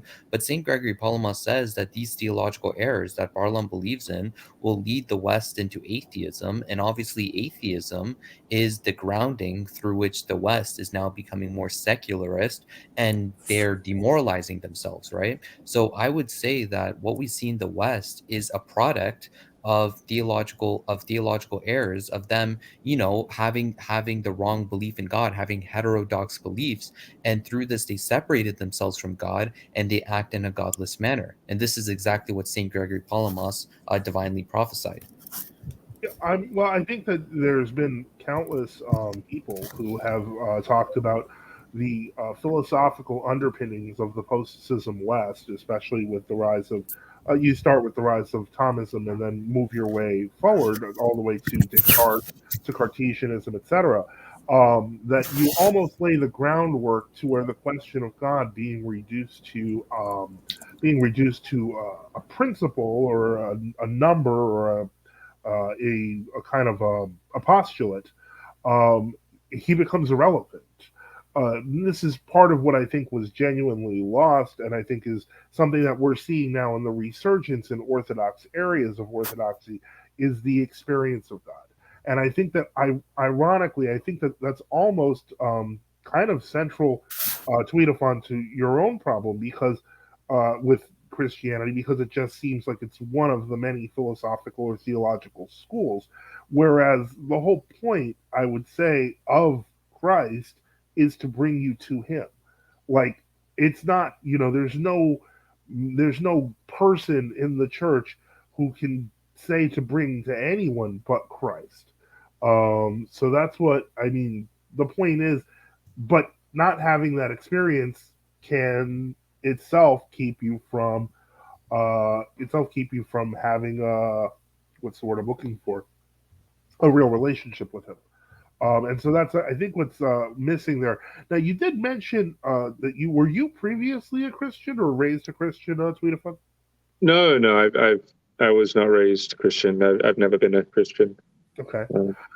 I would, because a lot of people, especially in the West, and I've spoken to a number of former Christians, and I think one of the things that has surprised me about it is the general kind of sense of malaise after they leave Christianity. Even some, I thought it was very interesting. Bart Ehrman, who is a biblical scholar but is also an atheist, a couple of years ago wrote a very sentimental message about the goodness of the Christian message, and basically it was to the effect of, "Well, even if I don't believe in you, I wish you were there." And I think that it was kind of sad. It almost brought me to tears because what it made me realize is that when you do lose that relationship, it's hard to replace it with the idea of nothing. But to somebody who's never experienced that relationship, it looks weird. You're talking to someone who, for all intents and purposes, without an icon, isn't there. It doesn't make sense until something extraordinary happens. I would just suggest you to be on the lookout for the divine, and it'll find you. It always does. I'm always on the lookout for this sort of stuff. I think when you mention malaise of certain groups of people, the way I view it personally is when I see, I mean, we're all hyper online these days, but actually I'm going to go and next week, I believe I'll be seeing a whole bunch of my friends who are all fairly devout Catholics. Obviously, I'm not a Catholic, but they're just friends of mine, and we all get together, and it's a good time. And the reason why I like the communities like your own and the Catholic community, and also the pagan community, the Neoplatonists on Twitter and on Discord and on forums and the like, what gets me about all these different communities is not the divine angle so much, it's that I want to say the appreciation for standard or goal or wanting to know what to be, and wanting some sort of standards and guidance and a system and an ethos, and wanting it to be good in a coherent and understandable and defensible way. And so they wind up, from my perspective, from a pagan perspective, you may be citing Aristotle or something like that and say, look, people have their ends or their excellence, and here are the various virtues that they can cultivate. And part of being a human is to have children and to be part of a society, etc. That sort of, but it's not just a throwaway effort of just, oh, we'll just have a family because someone told me that's what we ought to do, but actually wanting to actively go out there, understand that worldview, understand that. I think you cut out. Yeah, you broke up a little. Find other people that believe it. Oh, sorry. Well, I was going too long anyway. All I'm saying is that I really appreciate what I see in the Orthodox community and other communities that are religious, is their desire to have a whole and complete worldview that involves a clear morality. And when I see these people living with their morality and starting families and being productive members of the community and trying to do good, it's just better than what I see elsewhere, which is perhaps what we were alluding to when we said, if Christianity is declining, then who is taking over in America? And that I do not see as particularly positive, or as wanting a holistic view of the world and morality. Well, I kind of appreciate that kind of that sort of distanced alliance with us. I do mean that, and I hope just keep looking. And I think I have faith, and I believe in God, Father, Son, and Holy Spirit, and I believe He will move you. But don't be a stranger. It's great having you, and it was a great discussion. Yeah, thanks for the conversation. John and Doge will agree there. Sorry, I don't know your name more than I do, so I'll just call you Doge. Yeah, you're good. I'll let you guys get back to the regular scheduled conversation. But thanks for having me on. Thank you. Likewise. Don't be a stranger. Bye now. Right. Yeah, this was good. All right, so we're I'm happy to see Father Mark Templates in chat. And by the way, Father Mark Template, I am Genuine Orthodox Christianity. That's my YouTube name right there. If you remember me from last time, Father. Yeah, he was just Orthodox John last time. Now he's True Orthodox John. Exactly. Character development. I mean to be fair, I was a member of Rocore, and I've been Yeah. looking into this for a decent amount of time. So it's not like it's not like a big transition, right? No, it isn't. And practice wise, it won't be either. Yeah. Yeah, but to be fair though, when I did went to the GOCK parish, the people there were very, they were doing very traditionalist and very pious practices that a lot no one at my Rocore parish would do, right? And that was something that, like really. Were they more Greek like practices, or because there are differences in Russian and Greek practice? Well, I mean, it's more of like the people, I don't want to like, put other people down, but the people were very pious, right? Like everyone, it was as if they were pretty much, it's as if they were living like a monastic life, they all had very long prayer robes, praying the Jesus prayer, very focused on the divine liturgy. They would do full bows, etc. And they were all veiling all the women, right? And this is something you don't see in a lot of parishes, including Rocore parishes, if that makes sense. Yeah, I mean the Roquefort parishes I remember, they kind of had they had the head coverings and the long ropes and stuff. I mean, but Yeah, but not to the extent of the GOCK parish I went to. Well, like everyone was doing it. Well, Wow. that's good. That's a good thing. I mean, I remember Roquefort, it used to be like that. So I'm a little bit surprised. I haven't been, at a Roquefort service in a long time. I just assumed it was the same. I can say that if the GOCK parish that I'll probably go visit sometime soon is as pious as the very good Roquefort parish I was going to for a while, that'll be good on its own. So Roquefort parishes are definitely still doing good pious practices as well. Yeah. So, well, I mean, yeah, I don't. I mean, it's good to hear that the zeal at John's parish is so high. That's awesome. Not every place is perfect, and that's true in true Orthodoxy too. You will, if you travel, you may be shocked. Yeah. My friend told me normal. something good. My friend who's also in the GOCK, who's also in the GOCK, like as in I am too. I'm joining the GOCK. He actually said something very wise. He said that traditionalist Orthodox Christians like ourselves, we're like carbs. Not all of them are good, but the good ones are golden. Okay, that's an interesting phrase. I've never had a deck of cards with gold in them, but I like it. I'm gonna go with that. Let me see here. Anyone else who wants to come on, you're welcome to come on there. That's what that blue chat thing is on the top. Feel free. It's an open forum. So I'm like trying to be less of a host and more of a facilitator, just kind of like letting the discussion go where it may, because Do you mind if I ask those miscellaneous questions I had? Absolutely. Yes. Okay, it sounds like he's getting a notebook.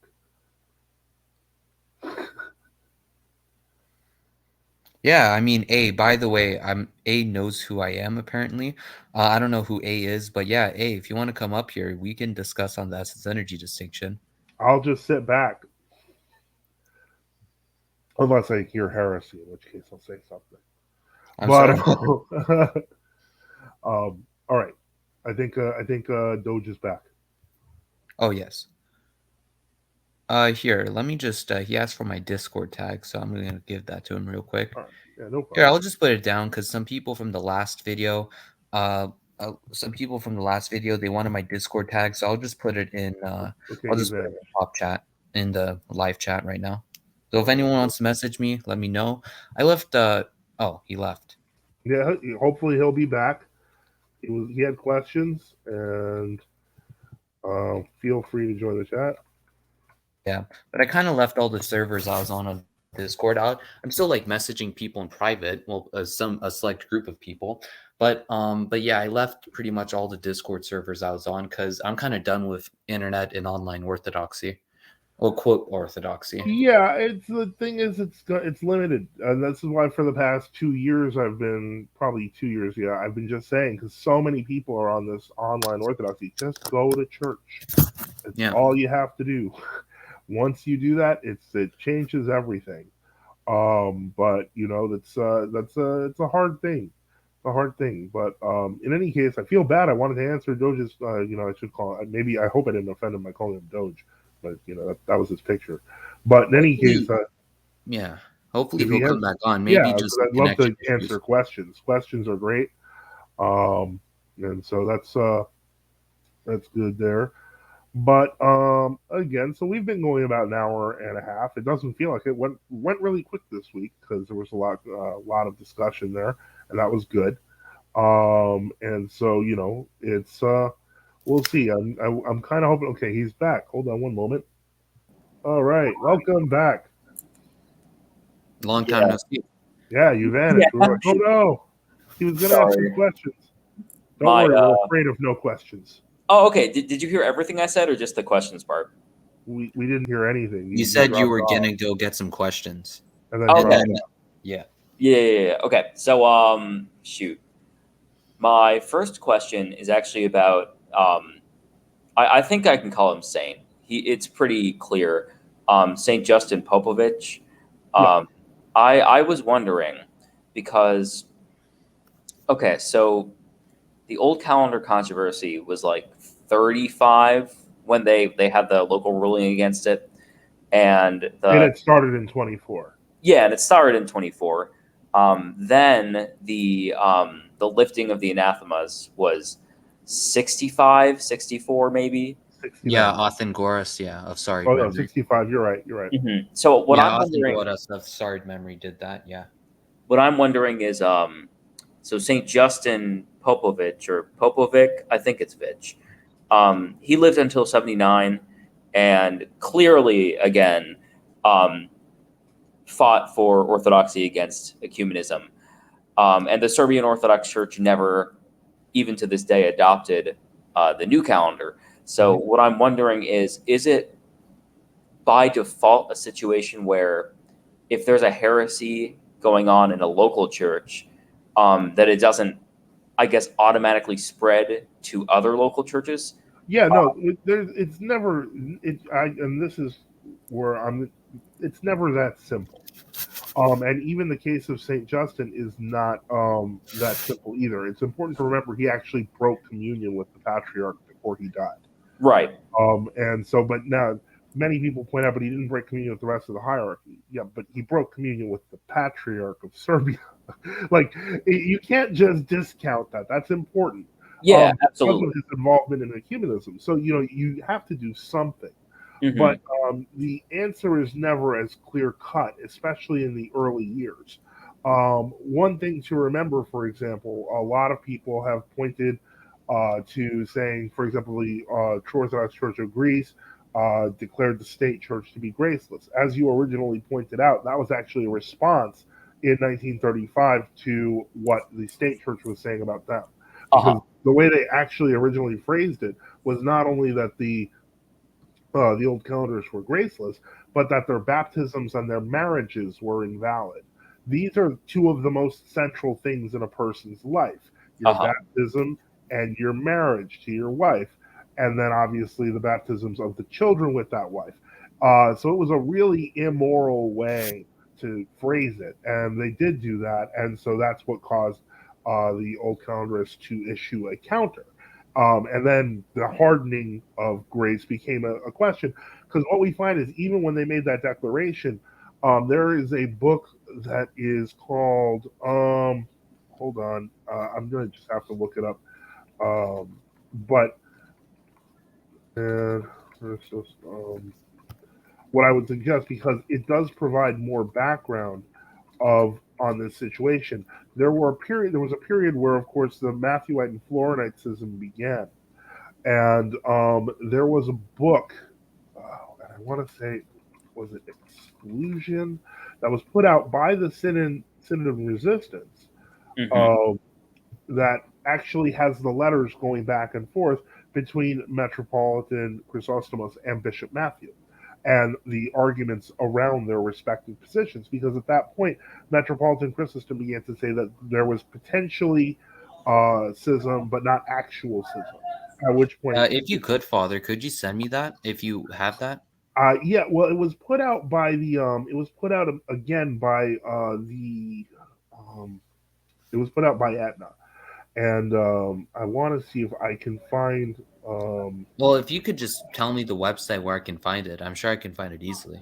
It's probably the Holy resistance or Synod. exclusion: the alternative ecclesiological approaches of Metropolitan Chrysostomus and Bishop Matthew of Ravenna by Hieromonk Petapios.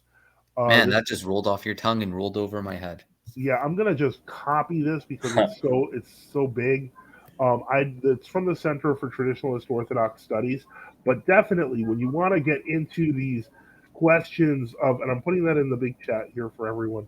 But when you want to get into like these really complicated questions, it's good to know that there were holy hierarchs who actually had these discussions before you, and whether you take, eventually, I would say that Bishop Matthew's position became more dominant, while Metropolitan Chrysostomus's position was never truly forgotten.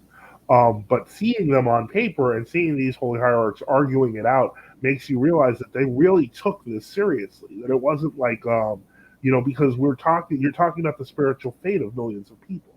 And so, yeah, it's something that it's one of the things that has been cheapened in our more recent, online, discourse when talking about ecclesiology. But yeah, it's a serious subject. And with that, we add Father Mark Temple, bless. Oh wow! God bless everyone. Oh, thank you, Father. Nice to see you, Thank you, Father. Father. Yes, yes. Now I'm coming in on the middle of this cold. I didn't hear I was putting my son to bed, so I didn't hear what you were just discussing. We've been discussing lots of things. We actually were, at this point, I was actually talking to Orthodox Dude because he has a lot of questions for us. And we were talking about the question of was it instantaneous? Did grace fall away quickly, etc.? And I was actually talking about the kind of letter writing battle that took place between Metropolitan Chrysostomus of Florina and Bishop Matthew of Ravenna that was actually compiled in a book put out by the Traditionalist Orthodox Study Center.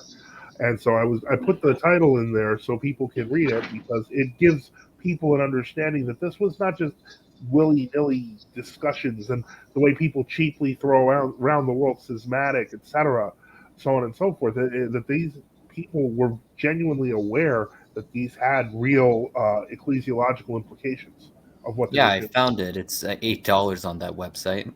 It's worth it. It's a short book, but it's worth it. Worth every penny. Yeah, it sounds very good. I haven't read it myself, but that does sound like an interesting read. So I would recommend that for you, Orthodox student. I don't know if that answers your question. I hope it helps a little. Yeah, that definitely does. My laptop's about to die, so I will keep going as long as I can. Yeah, something else I was wondering, and this is completely related to the last question, is and Father Mark, of course, chime in if you have an answer as well. Is there? I don't want to say a true Orthodox position, because with everything in Orthodoxy as a whole, there's never just one position. But there should be. Oh, actually, no. Yeah. on things that haven't been on resolved, most things, there is one position. Yeah, that was yikes. Okay, I'm just gonna start my sentence again. But yeah, but no. Oh, you're gonna have to leave this call now. I'm sorry. So sad. I became anathema. What do you guys think about people who, at the very least, very strongly seem to have been quite holy people, and constantly put out very good Orthodox things, but lived in times where, I guess, the canonical situation was difficult? So again, I'm talking about, I would call him, again, Saint Justin Popovich, Father Savas, who also cameos in Man of God. I think you brought that up earlier. I think people should probably read his life and see how he died. Oh yeah, the miracle after his death. Well, Orthodox dude, I think it's very important to point out that the spiritual son, one of Saint Nectarios of Aeginas, disciples was Saint Elder Philotheos Stavrakos, who's about to be canonized in the world quote Orthodox jurisdictions as well. And he actually gave Metropolitan Cyprian his official blessing to convert his entire monastery into an old calendar as the true, genuine Eastern Orthodox Christian monastery, as well as gave him the blessing to be the president of the Holy Synod in Resistance. And then when the Ecumenical Patriarchate, quote Patriarchate, opposed this, he wrote a 7-page letter explaining how what the Ecumenical Patriarch was doing was absolutely uncanonical and defending the canonicity of us genuine, true Eastern Orthodox Christians. Mm-hmm. Okay. Now, can you ask your question one more time? Because there was something I forgot in John's response there. Yeah, it's in the long and short. That doesn't make sense. What is the world? What is the Orthodox position on? And I think it was kind of. What is the true Orthodox position on people who clearly lived intending to be Orthodox and constantly struggling for Orthodoxy, but happening to be in a difficult canonical position? So I'm talking about Father Savas, friend of Saint Nectarios. Okay. And I'm actually not referring to Elder Paisios because I think that's a different discussion. Well, I think it's a related discussion, but I'm sure Father Mark and I are going to have two different answers, so I'm going to let him go first on this. They'll be related, but yeah. Well, I mean, I used to be a long time ago. I was briefly a Buddhist. I saw lots of people there that I thought were very wise and kind and pious and so forth. That didn't make them correct.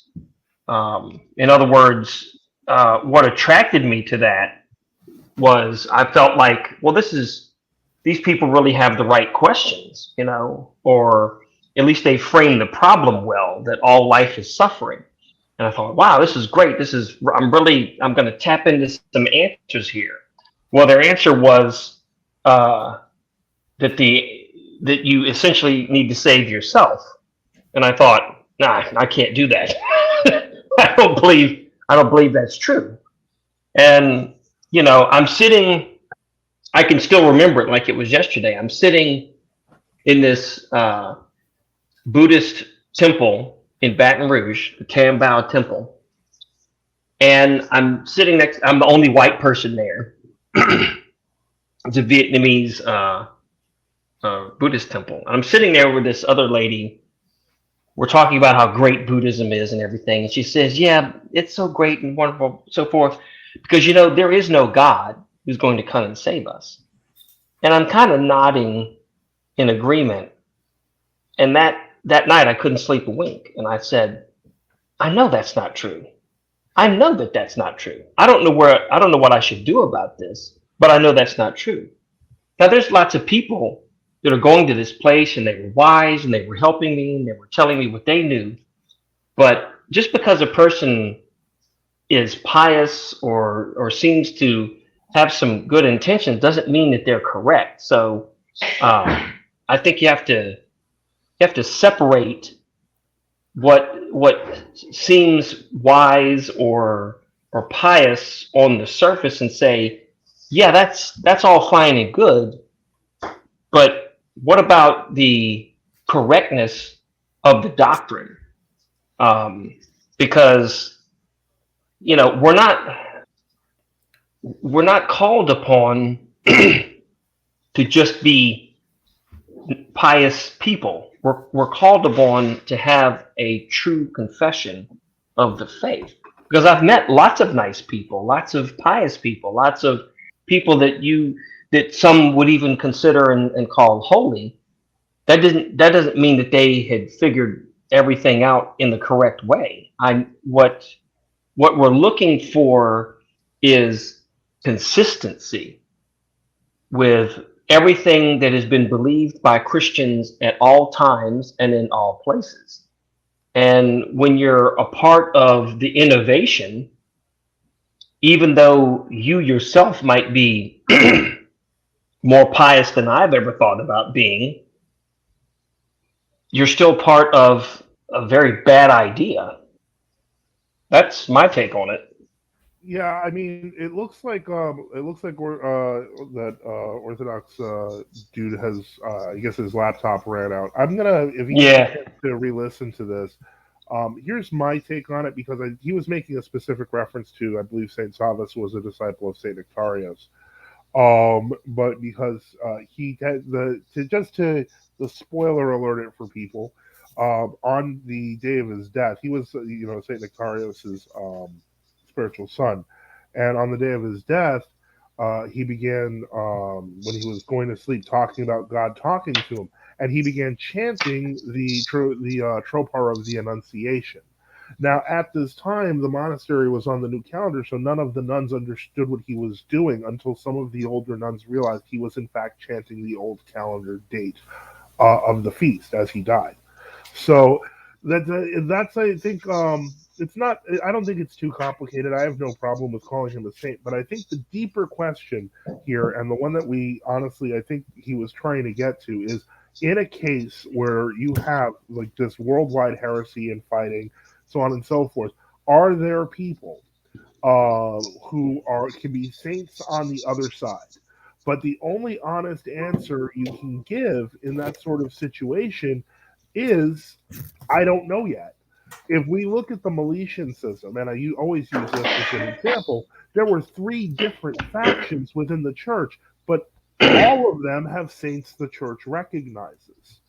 And so, I think that this is also true, very much so with the case of Saint Philaret.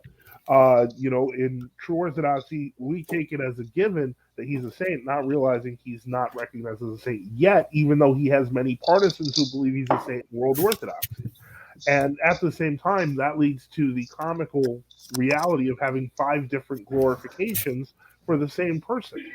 So I think that, to some degree, I think that it's okay to be open, to leave the question open, especially in cases of, you know, what's the word? In cases of heretical confusion, if the people we're talking about demonstrate orthodoxy. So I think Yeah, I would agree with you. I think I think the danger is in using that as your measuring stick to say, well, they can't be wrong because they have really good people. right. Well, you Yeah. can make that argument about the Roman Catholics. Well, Exactly. and Father Deacon Joseph, that's I know the point I was saying in response to Orthodox dude. I know it might have seemed irrelevant, but what I was actually trying to get at was to the point where, okay, he mentioned Nectarios and his disciples, right? I mentioned an example where one of Saint Nectarios's disciples, who is about to be canonized even within the world Orthodox churches, held to our true genuine Eastern Orthodox position, right? So what I was trying to show is that, okay, if you have this very pious person, whether in the true Eastern Orthodox Christian Church, or a pious person in the world Orthodox Christian Church, right? It's not black and white. And the example you gave with the Meletian schism that is mentioned in Saint Basil's letter 67 is a very good point. So I was just trying to say it's not black or white, and I gave an example of another disciple of Saint Nectarios to manifest that. Well, and it was a very good point, I think. Okay, and so let me see here. There's a few people talking in the chat. Listen, anyone's welcome to come on and join. It's not just, we're not just here for us. So click on that link up there in blue. Father Mark, we started the discussion by talking about the movie Man of God. Did you get a chance to see it? I did not. I will tell you, if you use the name in Greek and look it in the search engine, it's on a number of Greek video sharing sites. It is absolutely worth it. I can see why people could actually get bothered by this movie because it's so intensely honest. It's amazing. Like, you'll watch it and it's just wow. I had some parishioners of mine who went to go and see it. But I did not have the opportunity. I teach at the local university on Monday nights, which is the two nights that it was playing here were both on a Monday night. So what do you teach? I couldn't do it. You'll never believe it. I actually teach jujitsu. I heard you were a black belt in Taekwondo. Well, in jujitsu. So I Okay. teach. Yeah, I've been teaching it for 20 years out at Southeastern Louisiana University. I know some Taekwondo. That's why I just assume everyone else was in Taekwondo. Terrible way to look at life, but Anyway, um, But so yes, I do. I would like to see it. I've heard other good things about it, and I certainly want to see it. So don't spoil it too much for me. yeah, definitely search it out. It's so worth it, and I recommend it to anyone in the chat. Just look for the Greek name on Wiki, search that, and you'll be able to find it. So this is where if anyone wants to come on and wants to have if they want to answer questions, ask questions, or throw out their thoughts, please feel free. We're going to keep that link up. And then now Commissioner Gordon is saying some interesting things here. He says if you're in communion with an ecumenist, you are an ecumenist. There's we could go into accidental communion, or we could say yes and just fully agree. Um, the point is, if you're in knowing communion with an ecumenist, that's a whole different ball game than if you don't know. Feel free to come in and join. And so that's this is what it's for. It's an open forum. We've had a pretty good time so far. We've had some interesting discussions, and I'm glad we were able to have you again, Father Mark, and True Orthodox John. I mean, you're this is technically your first time as True Orthodox John. You were previously just Orthodox John, but anyway. Yeah. By the way, Father, I don't know if you remember me, but last time we were discussing on Rocor, and I've been looking into, for a while now. I've been reading Saint John Maximovich, Saint Philaret of New York, Saint Father Seraphim Rose, Saint Averki of Jordanville. I've been reading these, these earthly angels, these holy men, these holy saints, and lately, and I'm just absolutely convinced of the GOCK position. I've been speaking with a priest. I went to Divine Liturgy at a GOCK parish this Sunday, and thank God I'm going to be received into the GOCK through Holy Chrismation, God willing, Christ God willing, 2 weeks from now. Well, God Praise willing, God. everything works out. God willing, everything works out, and you'll be part of the GOC under Metropolitan Politicos, Archbishop Politicos. Excuse me. Yes, please keep me informed of it if you would. I'd love to remember your name at my commemorations. Oh, thank you, Father. Yes. Is there any way? Do you have Facebook or Discord or any way we can keep in contact? Yes, I'm on Facebook, so you could certainly find me there. Okay. In fact, somebody else who had heard the show last week, I got contacted by a couple of people. So yeah. Awesome. That's great to hear. And let's Yes. see. Now, Last Crow, I would love to welcome you on if you wanted to come on the show. It's a great question. Father Deacon, do you think that anything that came out of the West slightly post Gregory the Seventh was good, or the entire West apostatized when he became Pope? I think that if you watch the full for the Who Invented the Roman Catholic Church series, all three parts, I realize it's 6 hours, but there's a lot of historical ground to cover. It was not as simple as an apostasy on the part of one single person. It was a massive civil war that involved a pope and another pope who would actually be called an anti-pope later in history, but was recognized as the real pope during the time of his papacy. And he held what appeared to be a fairly standard Orthodox position. And certainly a lot of the innovations of Rome, etc., like the clerical celibacy, etc., were all put together by Hildebrand of Savannah, Pope Gregory the Seventh. So in that sense, I would say that what was in the West in the 11th century, as far as it hadn't been ruined by him, was good. It was Orthodox, even though it wasn't schism since 1014. But once he comes in and forces in the filioque clauses everywhere, forces in the celibacy, enslaves the wives and children of priests, deposes bishops who are against him. I mean, there were civil wars occurring, like in Milan, etc. It is in no way, shape, or form a cut and dry. They elected Gregory the Seventh, and then everything became heretical. No, there was a party. His party was involved. There was massive wars throughout Europe. Just look at, if you can only choose one country, do that, and then move on from there. England is a fantastic example of how the king even tried to stop what Hildebrand had planned, and they outthought them, basically. So, In any case, once again, someone says the Hildebrandian thesis is just as ridiculous as the Romanidian view, and that looks like Vladimir Moss, who I'm pretty Yes, sure that's said Vladimir Moss. he said he'd never be on YouTube. So I'm guessing that that's really not Vladimir Moss. I don't know why Vladimir Moss would call himself the Ortho Hat. But in any case, again, there's a link in blue. If you think I'm ridiculous, tell me. Feel free to join. Suffering Orthodox, yes, Father. I don't know if he's talking to me or he's talking to you, Father, but I'm assuming he's talking to you. Father, what are your thoughts on the Serbian True Orthodox Church? Which ones? Because ROAC has a few communities in Serbia, so I don't want to miss. I'm gonna assume that it's the group under Archbishop Akakia, because I think that there are future Orthodox parishes of different jurisdictions in Serbia, but I think they're the only ones that are actually incorporated as a Serbian church, like proper per se.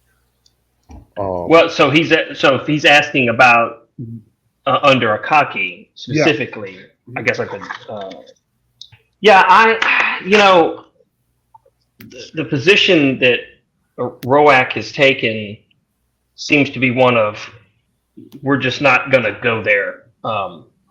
That's kind of it's not a favorable one, if you will, to how that all played out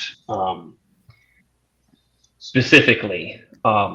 Because, and I say that, having seen that we're trying to I guess it's a larger sort of issue. Like, one of the issues that we have had in true Orthodoxy that has been one of the stains on all of this is how often we receive each other's clergy and not in the right way.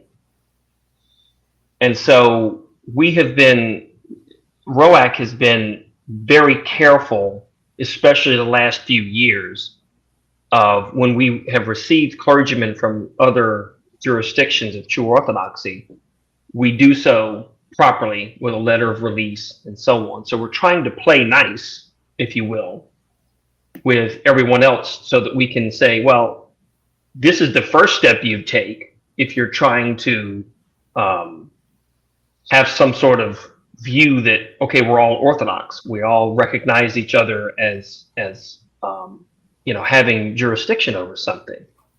So I would say that the way that they came about flies in the face of that. So, it kind of, it didn't help anything as far as that goes.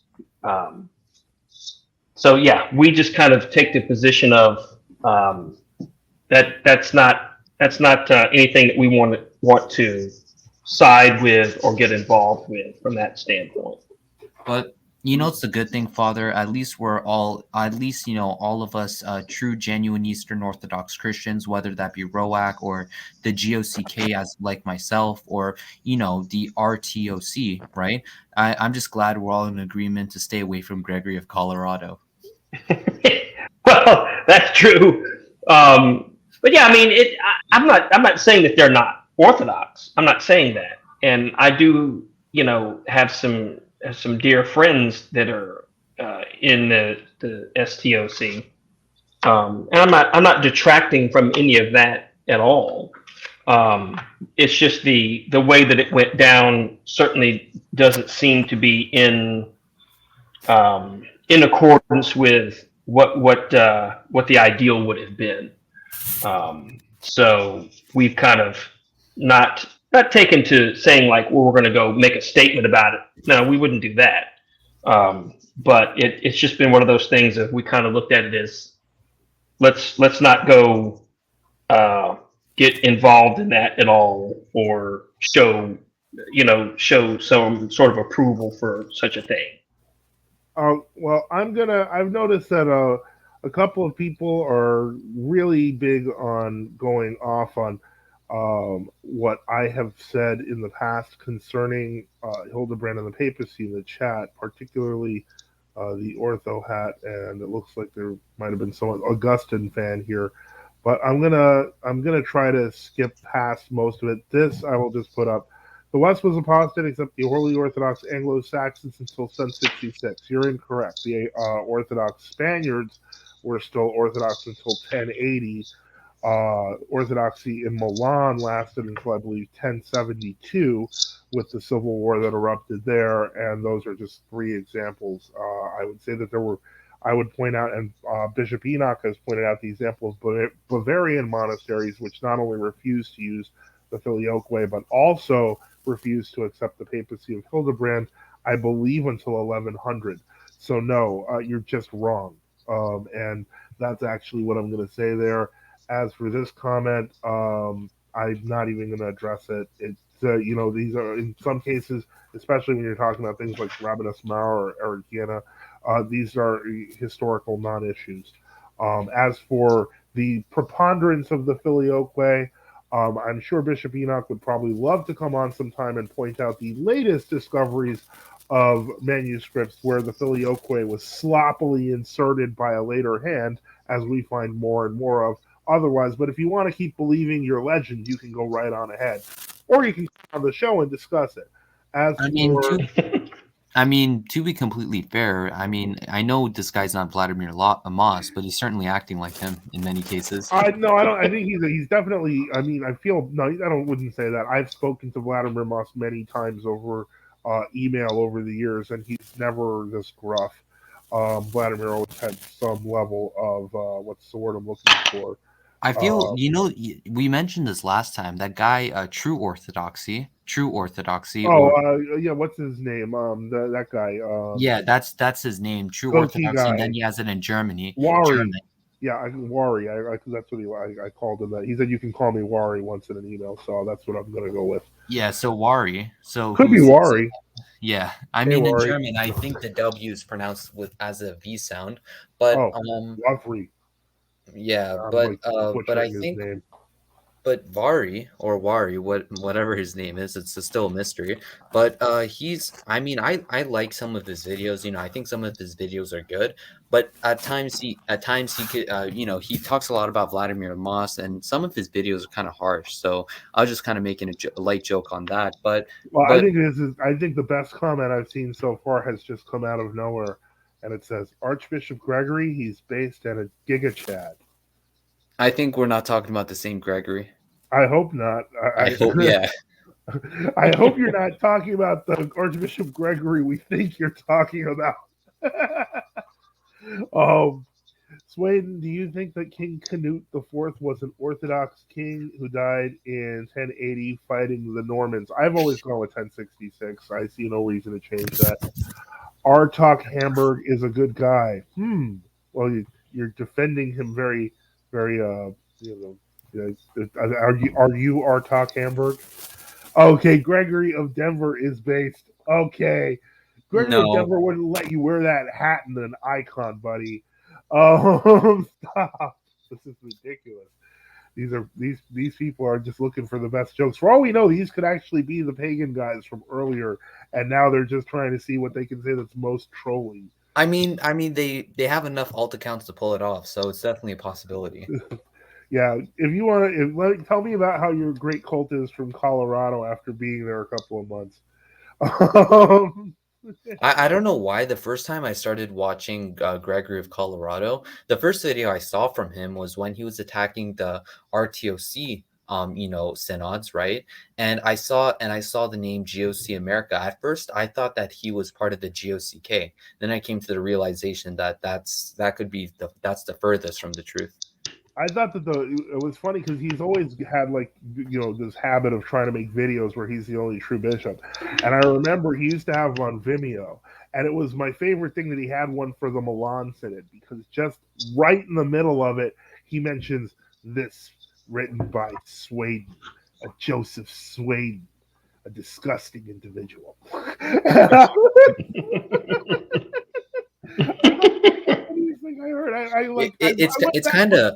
I want to save it, but It's kind of sad. I went on his website. It's kind of sad that he focuses more on the Lamian, the Matthewite, the what he calls the Cyprianite, and all these other synods. It's so funny that he focuses on all the other true, genuine Eastern Orthodox Christian synods, and then his article on true my bad, world quote orthodoxy is just a video like just showing a bunch of pictures of the world Orthodox patriarchs being ecumenists. Which okay, that's a good video to put out there, but you're focusing so much on these other synods, and the only thing you have on the world quote Orthodox is just that YouTube video. So you know what will blow people's minds though is that the people who distributed the video that shows all those hierarchs in Assisi and stuff like that. Do you know who made that original video and got that out there? who? Metropolitan Cyprian of Philly. Hmm. He was the first one to make a video about the Orthodox ecumenists that became very popular in Rokor. And then you'll see it on YouTube. It's actually clips from that video. Oh, well, that's interesting. So, okay, now this, I don't know if, I can't humanly believe he said this. Somebody said, don't you know the holy Theotokos ate humus? This is the food of the mother of God. What? I can't humanly believe I've heard stupid things he said. The greatest of all stupid things he'd said, I was actually under him for a short period when I was in ROAC before I left and became World Orthodox and then came back to ROAC when he got thrown out. But what he said once was, he said, I knew a guy who was a government agent and he spent some time at the monastery in Boston. And he was like, Father Pantaleimon, do you realize that those are Egyptian poppies you're growing out in the yard there? And then Father Pantaleimon turned around and said, we have the finest hashish in the world. And I was like, what? And so he's like, that's what I heard. That's what I heard, okay? I was like, okay, whatever. Just made up stuff. All right, so yeah, these comments are definitely troll comments. That same Augustine person, he's saying how Gregory of Colorado, God forbid, will be a saint. I mean, Hippolytus wasn't exactly a pleasant person either, and he made it, but he was a martyr. Yeah, I don't think Gregory of Colorado making his videos and making his videos in Denver, I don't think he'll die a martyr's death. He wanted to. I remember once he said his dream would be that if he could have been on that plane where the terrorists were and he would have stood in front of them and spoke Christ till they stabbed him. So, I mean, at least he's got goals. I mean, I guess we'll never know now. I think he's one of those examples. As I said earlier, traditionalist Orthodox like us we're like carbs. Not all of them are good, but the good ones are golden. I think he's one of the examples of the not so good carbs. Yeah, he's golden though. Yeah, but gold not in the way I was saying it. Yeah, Bull's golden. Yeah, Anyway, and like okay. I said, the aftermath of it is certainly not pretty. No, it's not. Yeah, somebody said, how can you watch Gregory's videos and not like what he says? Dude, he went off on me and I liked it. I thought it was hilarious. Yeah, it's funny. It's more funny than it is like real. Someone said better than Etna. Well, I mean, I don't know. They're considering he had to steal some of Etna's videos, and then somebody says, I am not Cam Gordon at the Ortho. They're literally fighting over their identities. Okay, we're gonna stop. Oh, you're right. not this guy's alt account. This is kind of getting goofy, but it's great. And we had a lot of good discussions on different topics. I don't know, Father Mark, did you have anything you wanted to talk about this week, or if you want to throw that out there? No, I just would like to encourage everyone. I know in my parish the temptations have been great because it is the right around that midpoint of Great Lent. So I would just like to speak a word of encouragement for everyone's continued walk in this Lenten time, and that God will be with us all to overcome all of these temptations that will occur at this time. Well, that's thank you, and that's good. And yeah, we do need prayers as we go through Great Lent. And so, now wait, now I just realized if True Orthodox John, if you're going to be received in 2 weeks, you're getting received when Holy Saturday? I believe so next week. One second. So let me try to yeah. So next week is the Sunday, I believe, of Saint Mary of Egypt, and then the week after Yeah, is Palm Sunday. yeah, Palm Sunday. I'm most likely going to be received the Saturday before Palm Sunday so that, on Palm Sunday I can commune. Awesome. Oh, that's great. Good to hear. All right, so yeah, we've been going for 2 hours and 10 minutes. So, and I think we've got a lot. I am gonna start putting chapter headings on this, so that we can get to the separate topics because I think that these large chats need to be divided up somehow. But that involves work, and if you know me, when it comes to working on these videos, I'm pretty awful at it. So, in any case, um, I, thank you, Father Mark, for being on. Thank you, Orthodox John, for being on. As always, next week, I'm going to try to set up this open forum for next week. I do know that this fellow, this Nick Santasuoso, wants to have another debate on the papacy. We'll see if he shows. And so yeah, no, yeah. Matthew of Ravenna is considered a saint among a number of true Orthodox, including Vladimir Moss, by the way. So just I don't have anything to say about him except that he was a holy hierarch. I heard this from somebody else, and correct me if I'm wrong, Father, but I heard that your position is that us true, genuine Eastern Orthodox Christians should venerate both Saint Chrysostomos of Florina and Bishop Matthew. I don't remember actually ever saying that, but I would.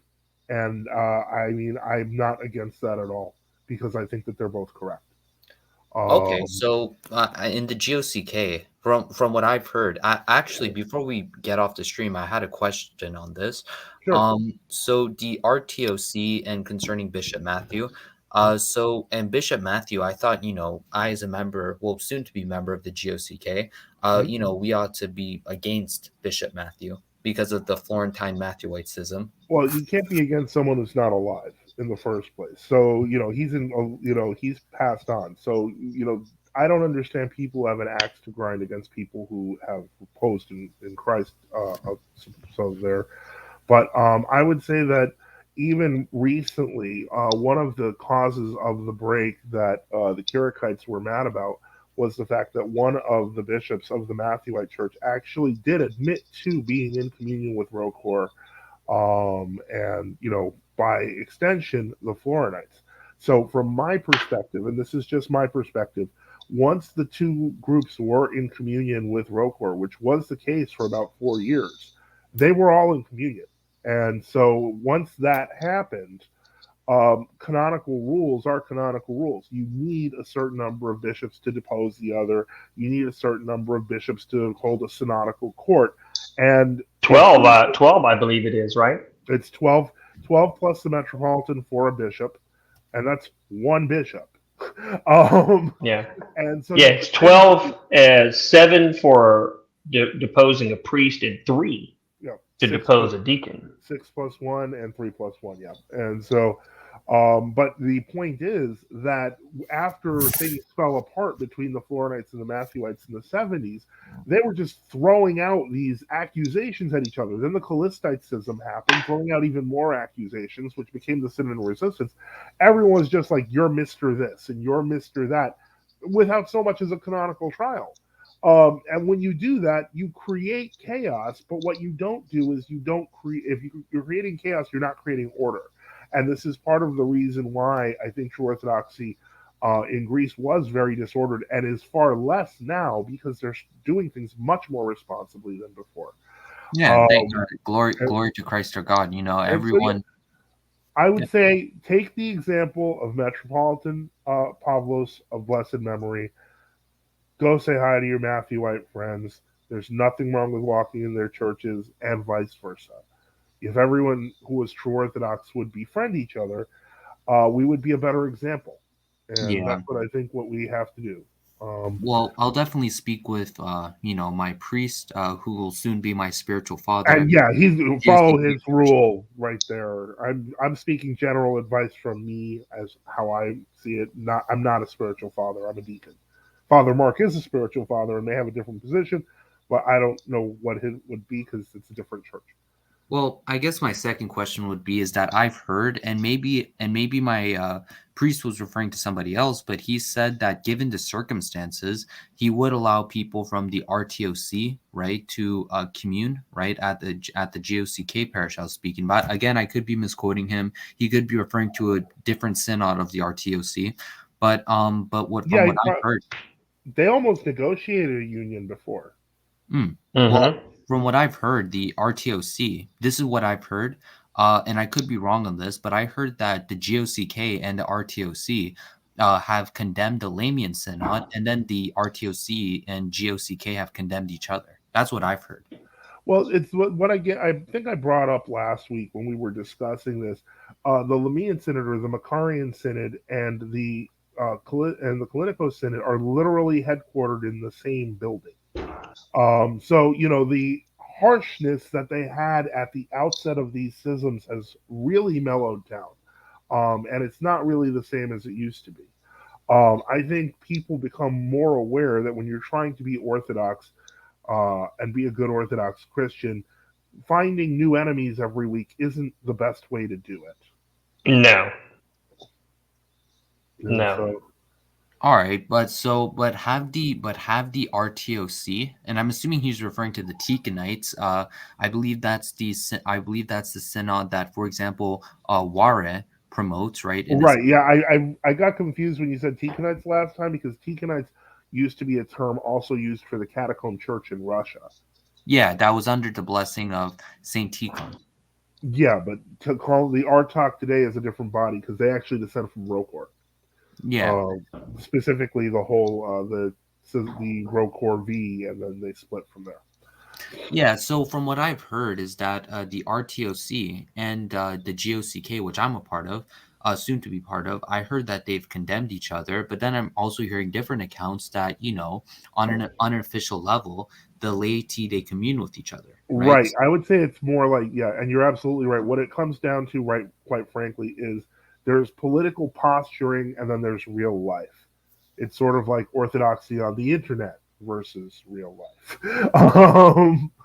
So yeah, I get the motivations. I understand the divisions, but they're not as big as in real life as they are in they're not like they're not the results of negotiations between bishops usually have very little practical effect on the laity.